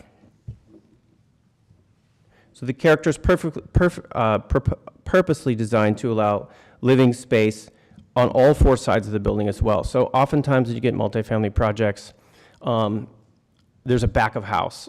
The idea of this project is that even the garage side of the buildings has beautiful inset windows pushed back more than 6 inches, just not right on the face. The garage doors are of a higher quality material, and you have brick on the buildings. So the idea of no back of house, designing all four sides of the building to be where you're walking and living in the project. Letter E, rational and economical in relation to public utilities and service. So as we explained in our first meeting with Sal and Public Utilities, we had lots of good info and worked with BFA here in town to locate new sewer loop, new water loop, and then the intent of the rest of the utilities that aren't the larger utilities like that are designed to be undergrounded. Telecom, cable, that type of thing. So at the suggestion of the City Public Works Department, Mr. Kevin Quatham was here. You guys know who he is, superintendent. He suggested that if we take the 6-inch main from the corner of First and Washington and we loop it through our project and then continue on into the city loop over on the west side of the property, that we would improve the water quality of the entire neighborhood because we have a constant flow of water and we're not dead ending it into a clean out. So that's pretty cool. It doesn't change the constructability of our site. It's the same way. The point is we don't dead end to our site. We use the main road, the vehicular road, as a loop. Number F was the efficient and effective travel circulation both within and adjacent to the development site. So currently, our project in Washington is a dead-end cul-de-sac. This forces trash delivery, as pointed out by one of the neighbors in the last meeting, to come along First and back all the way up on Washington to pick up the cans at Washington so they can drive out, so they don't have to turn around in that small cul-de-sac. With the creation of our 26-inch wide or 26-foot wide minimum fire lane and shared vehicular access road through our property, can we go back to the site plan?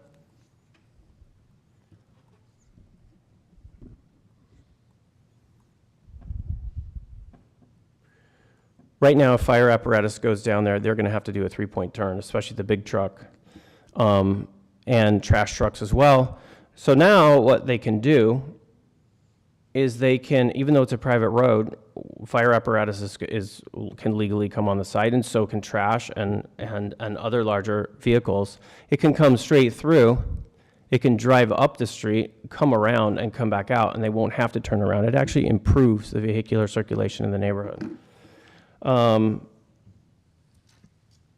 So that's kind of the key points. I think the main thing we wanted to get across is that the project is designed to be a quality legacy project for Florin, for the developer here.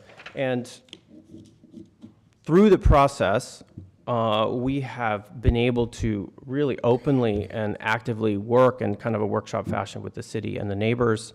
And we think it's become a much better project now that it has single family along Washington. So the project was always one that was designed to adhere to the code, respect the neighbors, and do something that everybody that's on board with and loves. So that's kind of the summary. So if anybody has questions, I'm happy to answer. Great job. Do any of these units have basements? That's a good question. So this single family has a basement. It has approximately 800 square feet of unfinished basement tentatively right now. It has a walkout on this side, and so does this one. The topography starts ramping up here, so these guys can actually have a private patio or parking. These guys could have a basement and a small patio. So we have a garage basement combo. This house does not have a basement.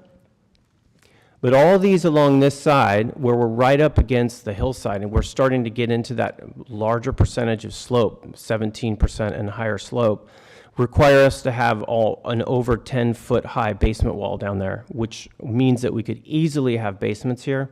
The way that the plans work is that they're stacked on top of each other, so it is a matter of us just designing in the basements. These three for sure will probably have a basement.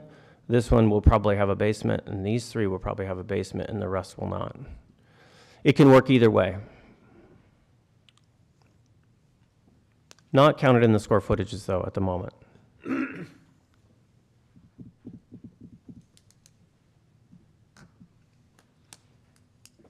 Any other questions, you guys? Thank you very much. Thank you, Steve. Okay, anyone else like to address?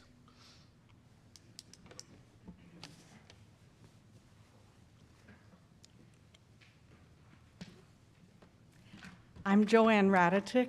I live at number 2 River Pilot Point, and my driveway on that picture comes off of the right side, right into the cul-de-sac. And this development is what I will look at out of my kitchen window every day. I can see the whole property from my kitchen window. But that's all I'm going to say about that part of it. Right now, I feel like, it's going to probably get passed like you see it. So I'd like to address traffic. There's a sight distance problem at the intersection of 3rd Street and Washington Avenue. I generally drive or walk across that intersection every time I leave my house. This Basora Place project will cause a major increase in traffic volume at that intersection, since all of the traffic from the densest part of this development will be on Washington Avenue. And so I'd like to request that the city eliminate at least 3 on-street parking spaces on 3rd Street that are immediately east and west of the intersection with Washington Avenue, especially on 3rd Street that's just west of this intersection. I think that will improve the safety of our neighborhood and of people coming in and out. Right now, I counted, there's probably at least 7 property owners maybe that use Washington Avenue and come out onto 3rd Street at this time. But the development, once it's completed, will probably add, 20, 24 more families, not counting the one down on Madison Avenue. So that's going to be a lot more people that are coming out of Washington Avenue and trying to get across 3rd Street, because most people aren't going to go down 1st Street and go up to Fulton where you've got better sight distance. That's just going 2 blocks out of your way to save your life. I don't know. So anyway, I'd like to thank you for your consideration of my request to improve the safety of our neighborhood. And that's pretty much all I've got to say. Like I said, we're going to have to get, I'm going to have to get used to having 20 more people pulling out into the cul-de-sac too when I want to leave my house. So, but that's pretty much all I've got to say. Does anybody have any questions of me? Nope. Thank you very much. Thank you, Joanne. Anyone else?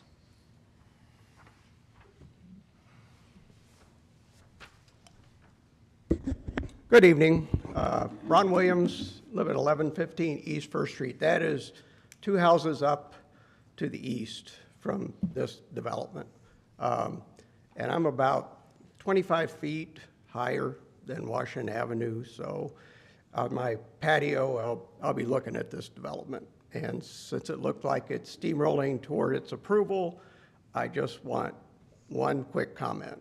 I'm going to wish the developer good luck, and Godspeed to get it done, because I worked in government for quite a long time and worked with PD districts and developments, and things change over time. The quicker you get it done, the better it's going to be for everybody concerned. So hopefully he's ready to go, and he's going to have a nice, clean development and won't get any mud on the street. I will echo Joanne's concern. It's always been a problem up there because, very honestly, the hospital people park there because they don't want to use their parking lot down there. And all it's going to take is take off another parking space in every direction on Washington. And while you're at it, look at 5th Street too, because that needs to be done there. You have to literally pull out into the street to do it. I avoid 3rd and Washington. I'll go out to Fulton, very honestly. Thank you for your time. Ron, is that, are you talking about, I guess it's the corner where the American Legion is? That corner? Yes. Yes. Where the cannon is. Yes. Parking's allowed on every corner on that intersection. Okay, It's particularly worse on the west side of that intersection. And very honestly, it's because the hospital people park there. And they have a lot down below there. You can see it there, and you can see how full it is. Nobody wants to park that far away and walk up the hill, is what the problem is. And there's one spot on Fifth Street, which is on the north side, west there, that needs to be taken off, at least one, maybe two. And if they got the parking that they facilitated to have there, then they ought to, park down there. We need a gallon of yellow paint. I might have some left over,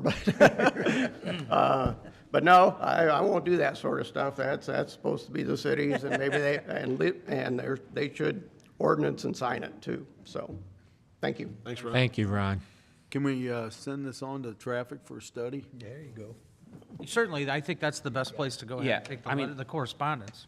Yeah, I mean, it's obviously up to you all, but if you feel this needs to be tied together, then we could, but if it's an existing issue, traffic committee can review it with or without tabling or approving this. Well, that's what I'm saying. Yeah. I think it's be a better separate suited issue. there. Because if it's an existing issue, then, 'cause if Separate. it's not just parking, if there's some landscaping or something, then that can be taken care of as well, so. We're good.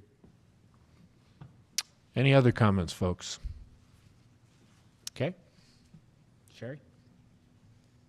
Just need a motion to Need a accept motion. the I'll make a motion. I'll make a motion. Oh, sorry. Okay, Sorry. I heard Jeff first, you guys. Motion I'll by be the second. Patke, second by Bear. And this is to accept into the minutes. I'm sorry, who was the first? Patke? Thank you. All those in favor, say aye. Aye. Okay, it's accepted into the minutes. Sherry? A resolution approving the preliminary development plan for the Bluffs at Pesora Place on a property located at 15 and 17 Washington Avenue, Washington, Missouri. Bear. Okay. Introduced by Bear. Or motion by Bear. Or motion by Bear? Second. Need a Yeah, I second. need a second. Second. By Patke, or by Mike. Mike. Gosh, I can keeping these badly straight tonight. Second by Coulter. All those in favor? Aye. Aye. Okay. An ordinance rezoning 15 and 17 Washington Avenue from R1B Single Family Residential to PDR Planned Residential in the city of Washington, Franklin County, Missouri.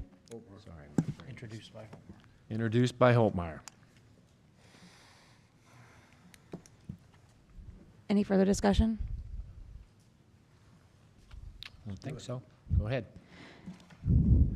An ordinance rezoning 15 and 17 Washington Avenue from R1B Single Family Residential to PDR Planned Residential in the city of Washington, Franklin County, Missouri. Bayer? Yes. Briggs? Yes. Coulter? Yes. Heidrich? Aye. Holtmeyer? Aye. Patke? Yes. Reed? Yes. Wessels? Aye. Resolution passed. Ordinance passed. That was the ordinance, okay? Ordinance passed.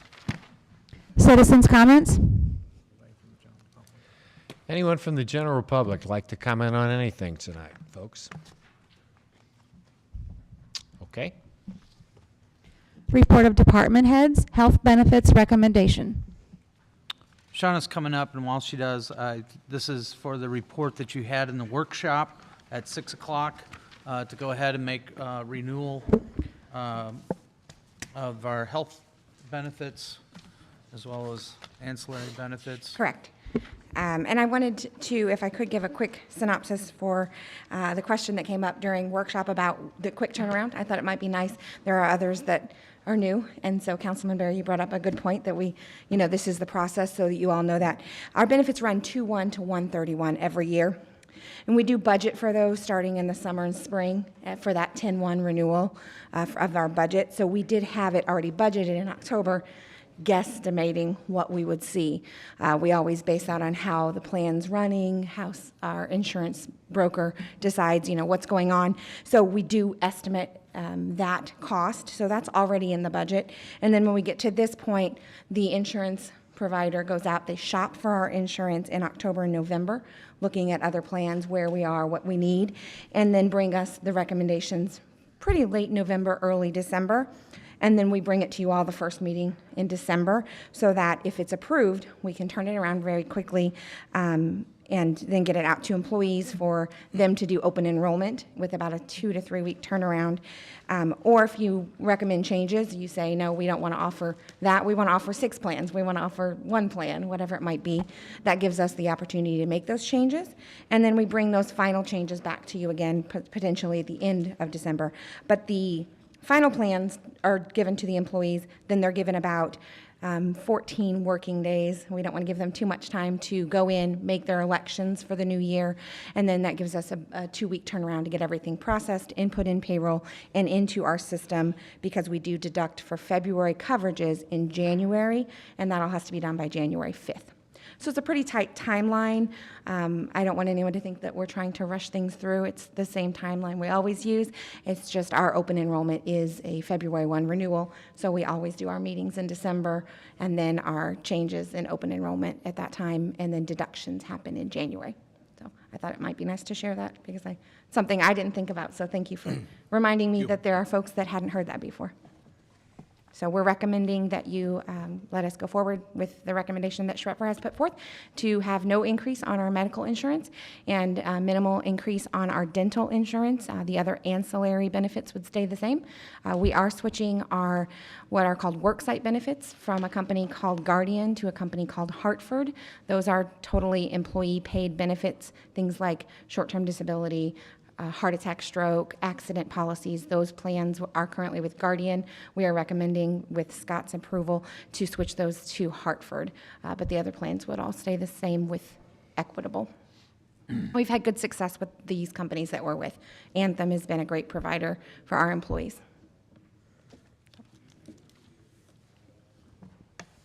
Need a motion? Need a motion. I'll make a motion. Second.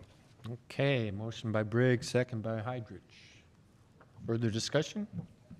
All those in favor, say aye. Aye. Motion passed. Thank you very much for your time. Thank you. Highway 100 median request. Wayne's got a letter within your packet as he makes his way up here to the podium. Just wanted to give you, again, we had a brief discussion about this, but spent more time, I think, on our friends from DNR that were here regarding our MS4 progress. And as you know, some of you noted, I think, during that discussion or whatever, that they feel that's part of one of the integral parts of our MS4. Obviously, it's a much broader plan, but that's their input with regards to it. We did have a committee that looked into this. I think the last time Wayne brought you the contract for consideration, it was the idea to maintain them better so they'd look better throughout the year. At that, you guys, as a result, you guys did not want to go ahead and go into that contract, so we formed a committee. The committee met over the summer. We had various people from business owners that were out there to people that were here. Dave Waymeyer, for example, who was on the park board, et cetera. Al sat on it as a representative for the council and staff to go over what are some of the options that we could go ahead and do. They came up with some options. I think one of them was to baby step into it, if you will, in the sense of do a better job with maintenance if we go ahead and got a contract for somebody to go ahead and do that, but look at maybe one of the medians if you wanted to and add possibly some color. We waited a while before we brought that recommendation to you. As I said at the last meeting, we had a lot of other public hearings going on, et cetera, and it was just not the time to probably bring it up. It wasn't anything that we needed to jump on right away. So until now, we're bringing it back forward to you. Since that time, Wayne got contacted by a service organization that said something about the fact that they would like to go ahead and participate possibly with those improvements. They have not made up their mind yet, I don't think, at this time. They're not ready to commit. Is that correct? Correct. They wanted to have an idea what the bid came back. Because if you recall, I think we briefly mentioned it last meeting that they might possibly look at sponsoring one of the 4 medians out there. And I had a graphic up with the median by Walmart with a sign in the middle of it saying, you know, it was sponsored by so-and-so, whatever organization. And so they're kind of waiting to see what the bids, you know, if we do go out to bid for this, see what the bids come back so they can figure out financially if this is going to be feasible for them. So the other solutions that the committee looked at, if you'll remember, there was like 4 different solutions. One was just to simply pour it back into concrete.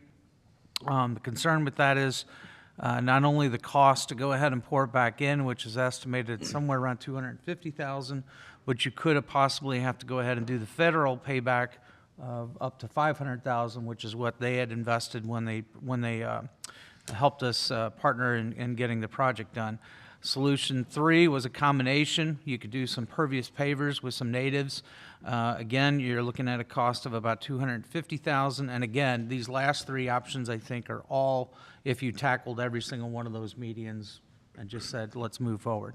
A combination of pervious pavers with natives, $250,000, and you're looking at maintenance of $10,000 a year. Solution 4 was you do a thing of turf grass and non-natives. You know, you're looking at a cost of somewhere around $200,000, but then your maintenance goes up because they're non-natives and they're turf grass. They're going to take more maintenance with regards to that. So I guess the question is, we've got 4 different solutions. I guess what we'd like to know is, Wayne would like to know if we can go out and go for out for bids for the maintenance of the medians again, and see what the bids come back, and then bring those back to you, and we can revisit if you want to have future or more discussions with regards to these solutions. Well, my understanding was when we had our committees, and we only met a couple times, but that option 3 was what we were going to try to budget a piece of that 250 for the first section of that. So my understanding was we were going to try to put it into the budget, and shame on me for not bringing that up at budget time to see if anything was in there at all for it, but I think we do have that in, I think. we talked about doing one piece with, Yes. with the impervious pavers and, you know, trying to do that balancing act of making it look nice, having something different, still be under DNR's guidelines, you know, all of that stuff wrapped into one was what the committee had suggested, is my recollection. So, you know, the idea behind that was it brought down the annual maintenance cost as well. You know, we're investing something up front to make it look nicer, at the same time taking down our annual cost to maintain it, so. What if our person that wants to donate pays for half of the bid that he would go out for solution 1? Would we change our mind on that, or you? Well, I guess the question that I have is, are we going out to look for just doing it for a year to plug a hole here? I mean, we've kicked the can from April or whatever it is, we talked about this the I first think time. what we did last time, I did ask Wayne, I think we got the bids in, we had it for a 5-year contract. However, you were able to go ahead, we did ask him to go ahead and give us an opt-out after year 2, I think. We could certainly go ahead and have it opt-out from year to year. Obviously, the cost goes up for that maintenance because they don't have that, you know, they don't know necessarily that they're going to be retained from year to year. So, but it was like, I don't know, another $22,000 a year, I think, is what it went up from the original bid of $20,800. It was like 2,000. Yeah, so it went up to like 22,800. Yeah. When that bid for maintenance, how many times, like with the staff that you have and what you're able to get out there, how many times a year are you hitting that? Well, it varies. So we go out at the end of the season, so we just did this before Thanksgiving. We go out and cut everything back and mulch it. This year we didn't mulch it right at the very end because we had just mulched them like for when American Bloom was in town, about that time frame, early fall. Normally we would cut them back and then mulch them right before Thanksgiving. And then in the spring, we go out and mulch them again. And then it varies depending on what we have going on, what the weather's like. But we go out there and spray, I'd have to look at my notes again, but at least once a month, sometimes twice a month. Is that like I what said, just depends. Is that what would be special? I guess what I'm after is, would the contractor be doing basically the same thing that you've been doing? Or did, in the contract, were you specifying more frequent? No, they would be doing it, part of the problem that we have is not all my guys, we send the guys out there, but not everyone knows what they're looking at. And so they wind up spraying the wrong thing. And so it's actually involved, in the last 2 years, it's involved into more, I guess, work. Like 2 years ago, we went out and we weren't really spraying that often. So we went out, and that year we religiously sprayed the Johnson grass and everything, wild trees that were coming up. Well, then we got complaints that everything in the medians was looking brown, brown because it was dying, the weeds were dying. So then we were spraying it and then going back and cutting it down right away so you didn't visibly see it. So that was taking more manpower and time. But it just, like I said, it depends what time of the year and what's going on in the weather and things like that. But at least, we try to get there at least once a month, and that doesn't always happen. And on good months, then we get out there twice a month. But again, would the contractor be expected to do the same? Yes. Yeah.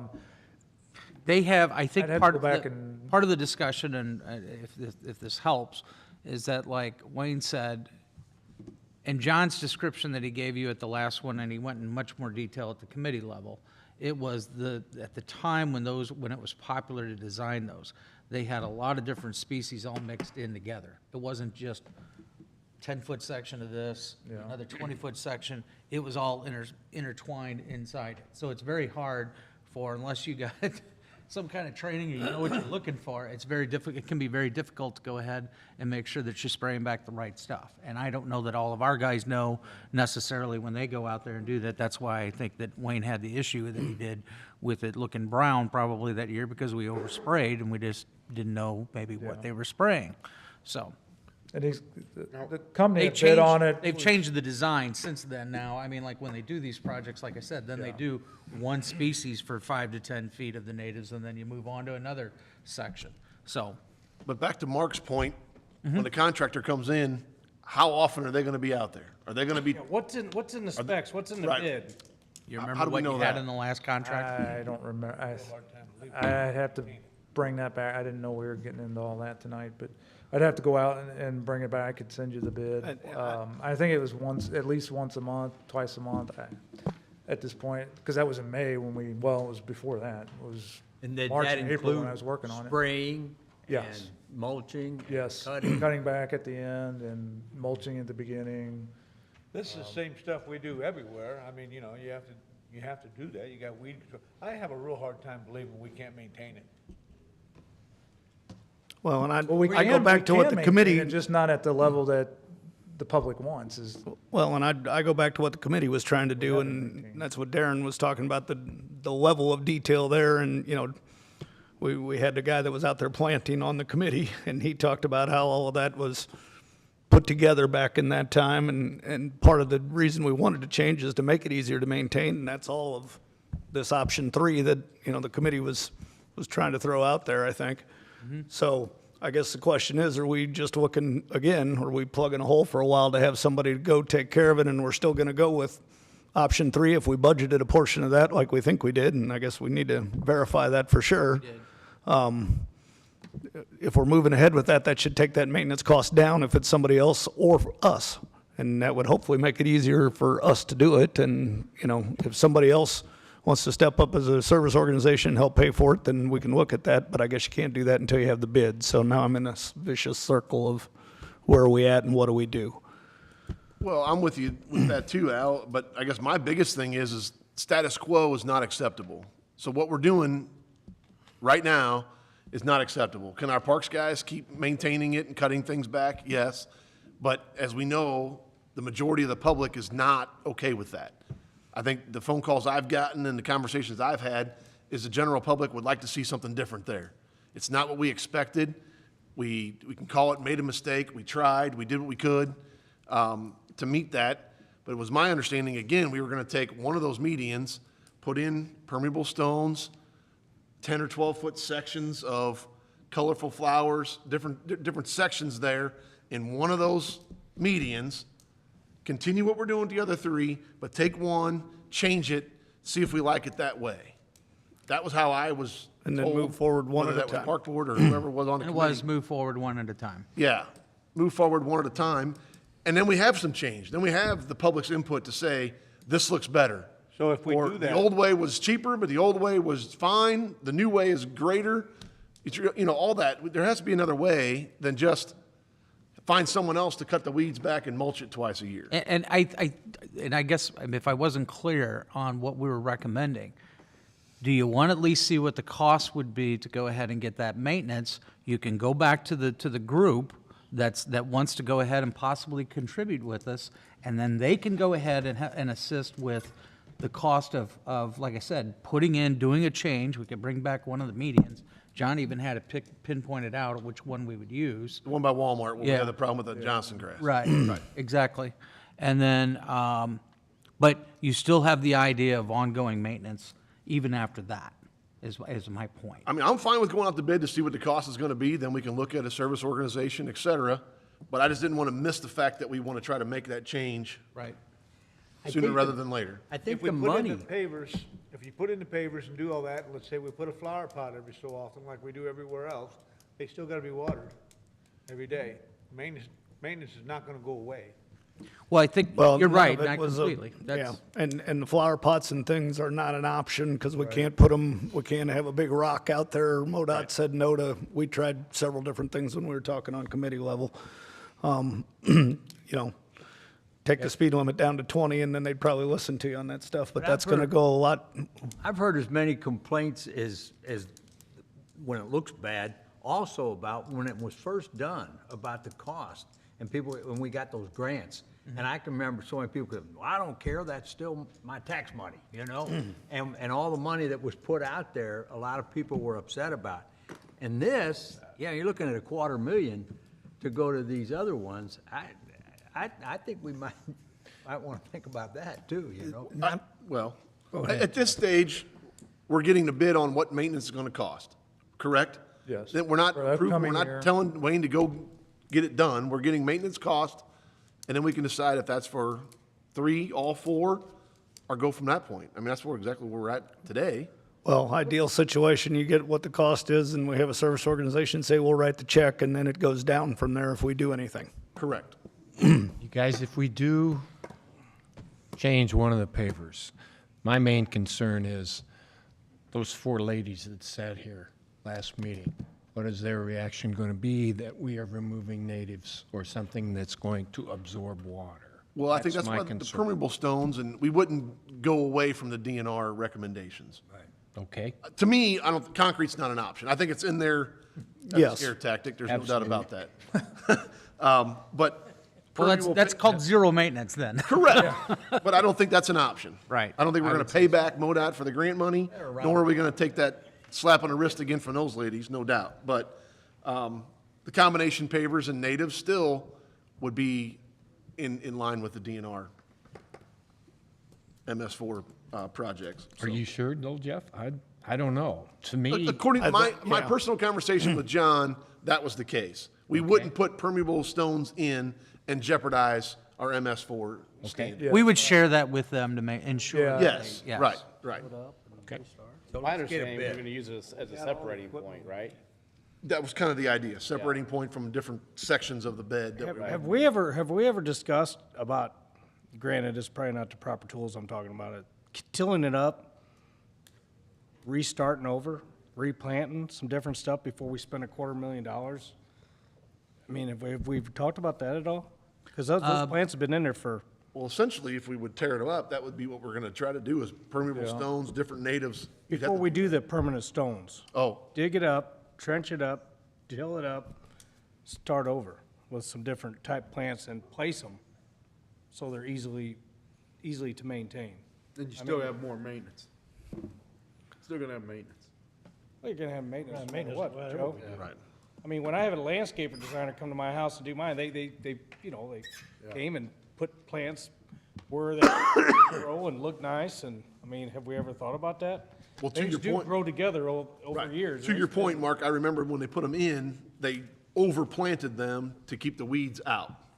That was the design at that time. It was designed that way.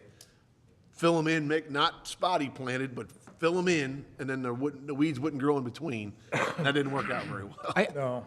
I think if we can go out for bids to see what the maintenance would be, we can also come back to you with a design for one of those medians to possibly address maybe what Mark's saying, address what we talked about at the committee, all of that stuff. We can go ahead and provide that to you and bring that back to Can I you. make a motion that we do that?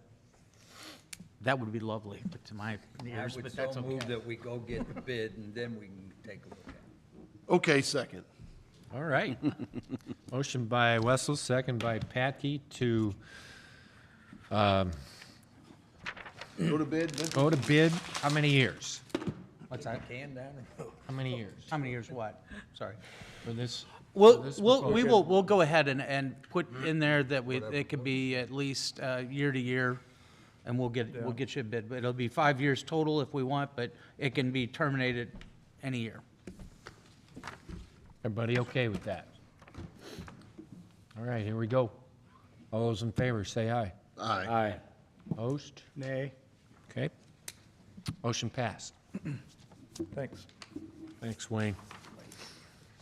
And then we do have a third item under reported department heads. I'll let Sal go ahead. Yes. So, I'm sure as everyone is aware, on last Wednesday night, or Wednesday before Thanksgiving, there was an accident at the Missouri Health and Wellness, the dispensary here in town, that has caused substantial damage, so much so that they think they may even have to tear down the building and start over.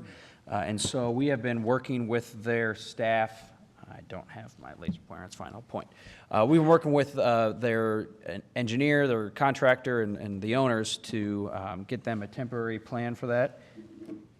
Well, actually, we don't have a definition for temporary. If it's going to be there for more than 6 months, it's got to get a permanent structure permit.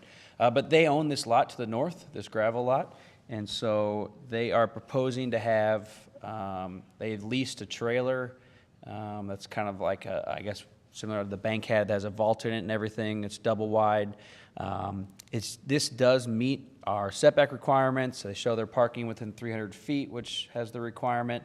The only thing is that since that property right next door is zoned residential, the code requires a 20-foot buffer or for council to approve a fence in lieu of a buffer. So they are requesting to have that a 6-foot site-proof fence along that eastern property line. And before we can issue a permit, we need acceptance of the minutes that they can do a fence in lieu of a buffer. The code is very specific that the council has to approve that. And it's just temporary till, Yeah, they've leased it for at least a year, I believe, so, yeah, the contractor is here from S&K, so. Well, I think in an emergency situation, this is just trying to work with the business to stay Right. here. Yeah, That's what it amounts exactly. to. It's not, And- nothing out of their control that they could control this aspect. And I've been told they spoke with the neighbor, ELS, Ed Schmeltz, and has no concerns with it, so. Right. This is exactly, we did the same thing for the temporary trailer for the bridge construction. When that trailer, it's going to be a similar trailer with the skirting around it. When that went up, they put a fence in lieu of a buffer along that property line just right across the highway. Right.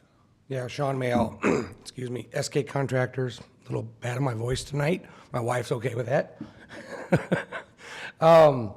Yeah, we need to put that privacy fence up. We're probably gonna be looking there to be there at least a year because we do have substantial damage to the building.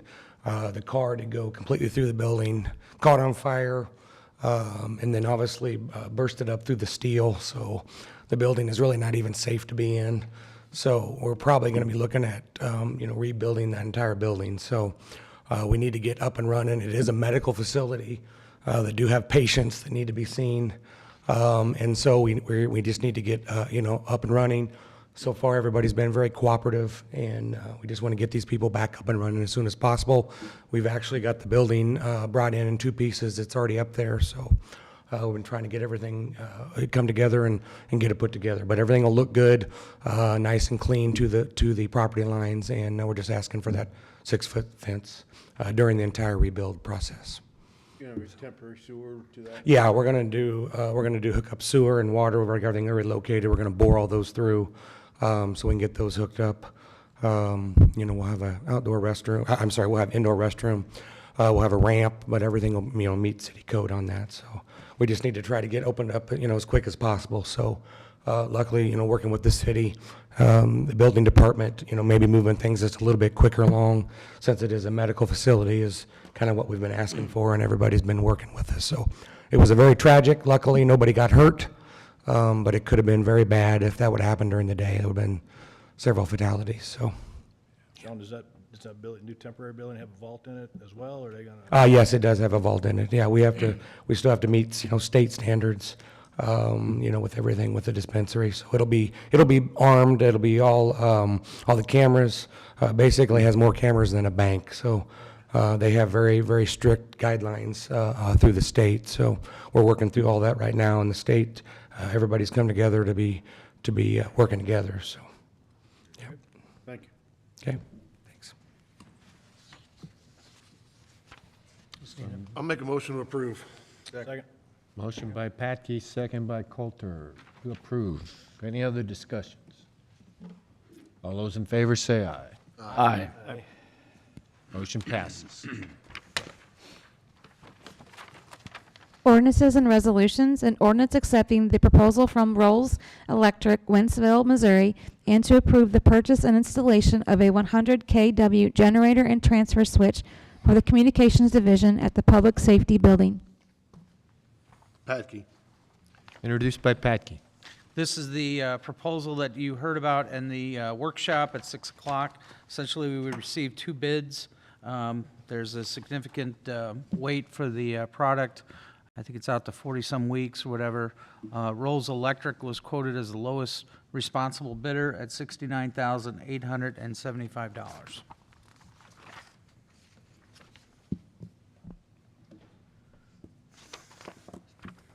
Questions? Further discussion? Okay. So we read it again.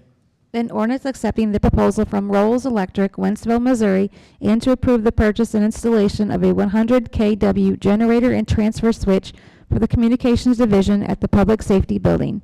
Reed? Yes. Patke? Yes. Coulter? Yes. Bear? Yes. Wessels? Aye. Heidrich? Nay. Holtmeyer? Yes. Briggs? Yes. By your vote, the ordinance is passed.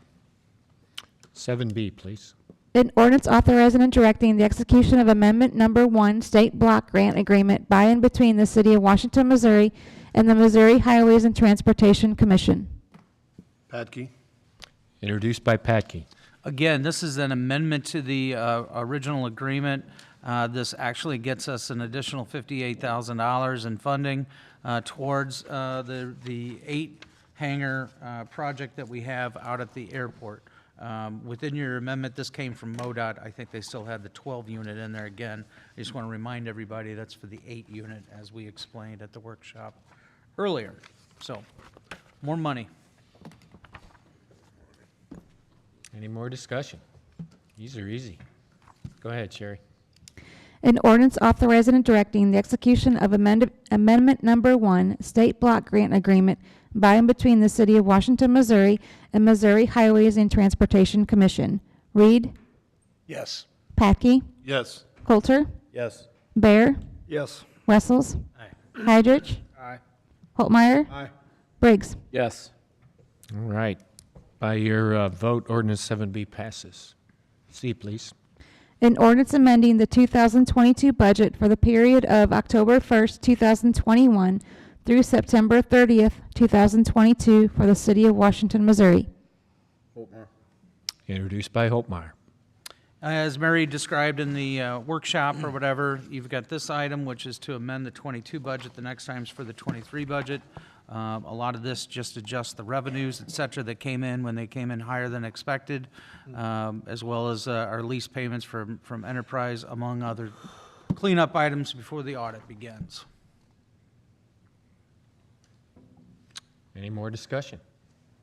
Go ahead, Sherry.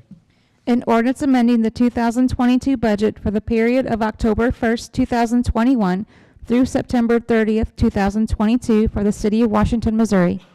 Reed? Yes. Patke? Yes. Coulter? Yes. Bear? Yes. Wessels? Aye. Heidrich? Aye.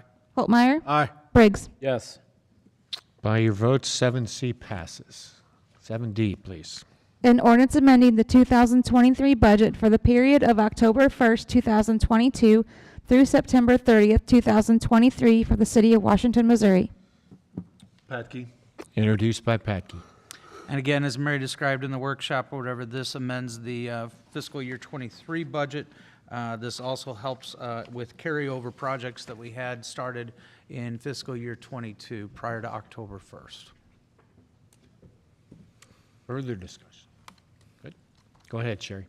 An ordinance amending the 2023 budget for the period of October 1st, 2022 through September 30th, 2023 for the city of Washington, Missouri. Reed. Yes. Patke. Yes. Coulter. Yes. Bear. Yes. Wessels. Heidrich. Aye. Holtmeyer. Aye. Briggs. Yes. By your vote, the 2023 budget has been amended. 7E, please. An ordinance accepting the quote from Fry and Associates, Inc., and to approve the purchase of 2 mini shelters at South Point Bark Park. Heidrich. Introduced by Heidrich. As Wayne mentioned earlier, the Lions Club is donating both of these pavilions out there at the dog park. One 12 by 12, the other one a 24 by 12.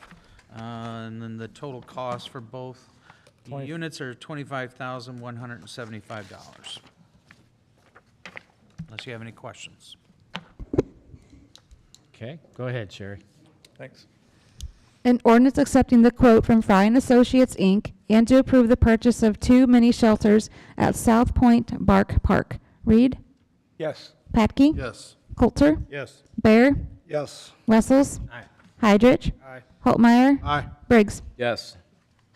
Okay, by your vote, ordinance 7E passes. 7F, last one, Sherry. An ordinance authorizing and directing the execution of a Franklin County Narcotics and Violent Crime Enforcement Unit joint contract. Patke? Introduced by Patke. Good evening again, council. If you recall at the last meeting, I presented the joint contract for the drug task force. This is the ordinance to approve that. So if you have any questions, ask Mark. Smart man. All right. Sherry, go ahead. An ordinance authorizing and directing the execution of a Franklin County Narcotics and Violent Crime Enforcement Unit joint contract. Reed. Yes. Patke. Yes. Coulter. Yes. Bear. Yes. Wessels. Heidrich. Aye. Holtmeyer. Aye. Briggs. Yes. Okay, by your vote, the ordinance for the narcotics and violent crime is passed. Commission, committee, and board reports. Washington Historic Preservation's Commission Annual Report. You want to go ahead? Yeah, this is just the annual report we have to do for the Historic Preservation Commission. We are considered a certified local government with the State Historic Preservation Office. We have to submit an annual report that is accepted into council minutes and approved before we submit. So that's what we're doing here tonight. And Jamie works on this all year round, so kudos to her for putting this together. Very detailed. Yep. Yeah, that's for sure. Further discussion? Need a motion? So moved. Motion by Patke, Second. second by Heidrich. All those in favor, say aye. Aye.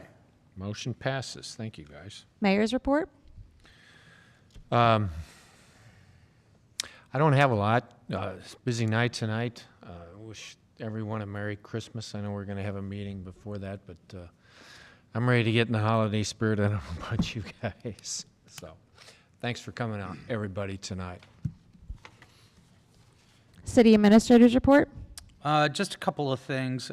We will go ahead with filing day is tomorrow, so I will be up here at about 7:30 to open up the door for anybody that wants to go ahead and get out of the cold. I think the time when we had quite a few candidates, I'm not aware that we're going to have quite as many as the last time. We got up here at 5 o'clock or whatever because it was pretty cold and we had a ton of people. So with that being said, I don't expect as much, but we'll open up the doors at 7:30 and let people come in to the council chambers here just like we did last year. So I'm not promising donuts, I'm just promising warmth, in case there's rumblings out there. The other thing that we have is just a reminder, there is a community-wide comprehensive plan meeting that's going to be scheduled for next Wednesday, the 14th. That's going to be held out at the City Auditorium from 6 to 8 p.m. We encourage everybody to go ahead and participate. We know we have quite a few board members that we know that will be participating, but quite a few from the general public. I don't know if you got anything else you want to add to it, Sal? No, yeah, it's our first of 3 public meetings for the comp plan, so. So our consultants will be on hand, they'll do a presentation. Yep. And kind of facilitate the meeting for us. The more the merrier. They said 60 is ideal, but if we can get up to 100, because what they'll do is they'll break into subgroups of 8 to 10 people. So I have we create an event online and it says 63 going, but you know, who knows? People can click that all they want, so. Right. That's all I have. other than- Wednesday, just a reminder about Connect Washington Wednesday. Yes, So I forgot about the program that the city, the chamber, downtown, and the school district are working on. We actually won that Outstanding Local Government Award at East West Gateway. The school district, the committee would like to come and do a full presentation on really what that board is all about. So Wednesday at That is this Wednesday, the 7th at 4 4 o'clock, p.m. yep. right here in the council chambers. Okay. We do have several items to discuss in executive session. Council comments? I would just like to ask our council to what our options would be for a panhandling ordinance, and if it would be as simple as requiring a permit to panhandle in town, just like you would to operate business in town or anything else like that. So I don't need an answer tonight, but I would like to have some guidance. I think it's necessary. I think our problem is only getting worse. You know, I hate to see the residents not being able to use our park system because people are sleeping on the picnic tables, et cetera, that kind of thing. But more so, it's those that are standing in front of Walmart, standing on the corners, a lot more places. What are our options that we could limit those panhandling options? So if you don't mind. And anybody has any other input? And, well, to piggyback off you, Jeff, is if we can look into something, speaking of our parks, I know I sent pictures forward to Chief, 2 o'clock on a weekday. Krog Park has 2 or 3 luggage bags, 3 or 4 trash bags, and nobody's around. So I would like to look into something. To me, that was trash. That's nobody's belongings. They're not there. Can we just go pick it up and dispose of it? That's stealing. How's it stealing? Somebody's belongings. Really? I mean, I think there's a lot of discussion if to I be throw a had, cup, but I guess that's I would like actually, throwing a cup in the park. I mean, it's trash. I'd just like to ask Mark to look into what our options are. I know the city of O'Fallon has passed a anti-panhandling ordinance recently. I have a feeler out to one of their councilmen, but haven't got heard back from that yet. But just trying to get a handle on this best we can to make a better city for our citizens. There's no doubt. We can't let it get out of hand, that's all. Amen. Again, we are not going to solve it tonight. I'm just trying to start a conversation. And I would like to also bring forward, years past, we only had one meeting in December because of, like you said, Doug, holidays and people are getting ready for cheer and stuff like that.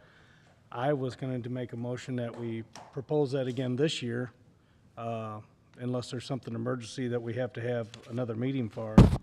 But we usually, actually this counts as 2 meetings. We had 2 meetings tonight, but usually we only have 1 meeting in years past in December. And I was wondering if there was anything that was really pushing that we had to have another one this month or not. I would have to check and see what department heads have, but I will tell you though that historically, when I would say probably the last 4 or 5 years, we have had 2 meetings in December. Past 4 years. Yeah, I mean, if you're going, I'm going back Right. 13 years, and I'm understand. fast forwarding Sure. 9. We never had.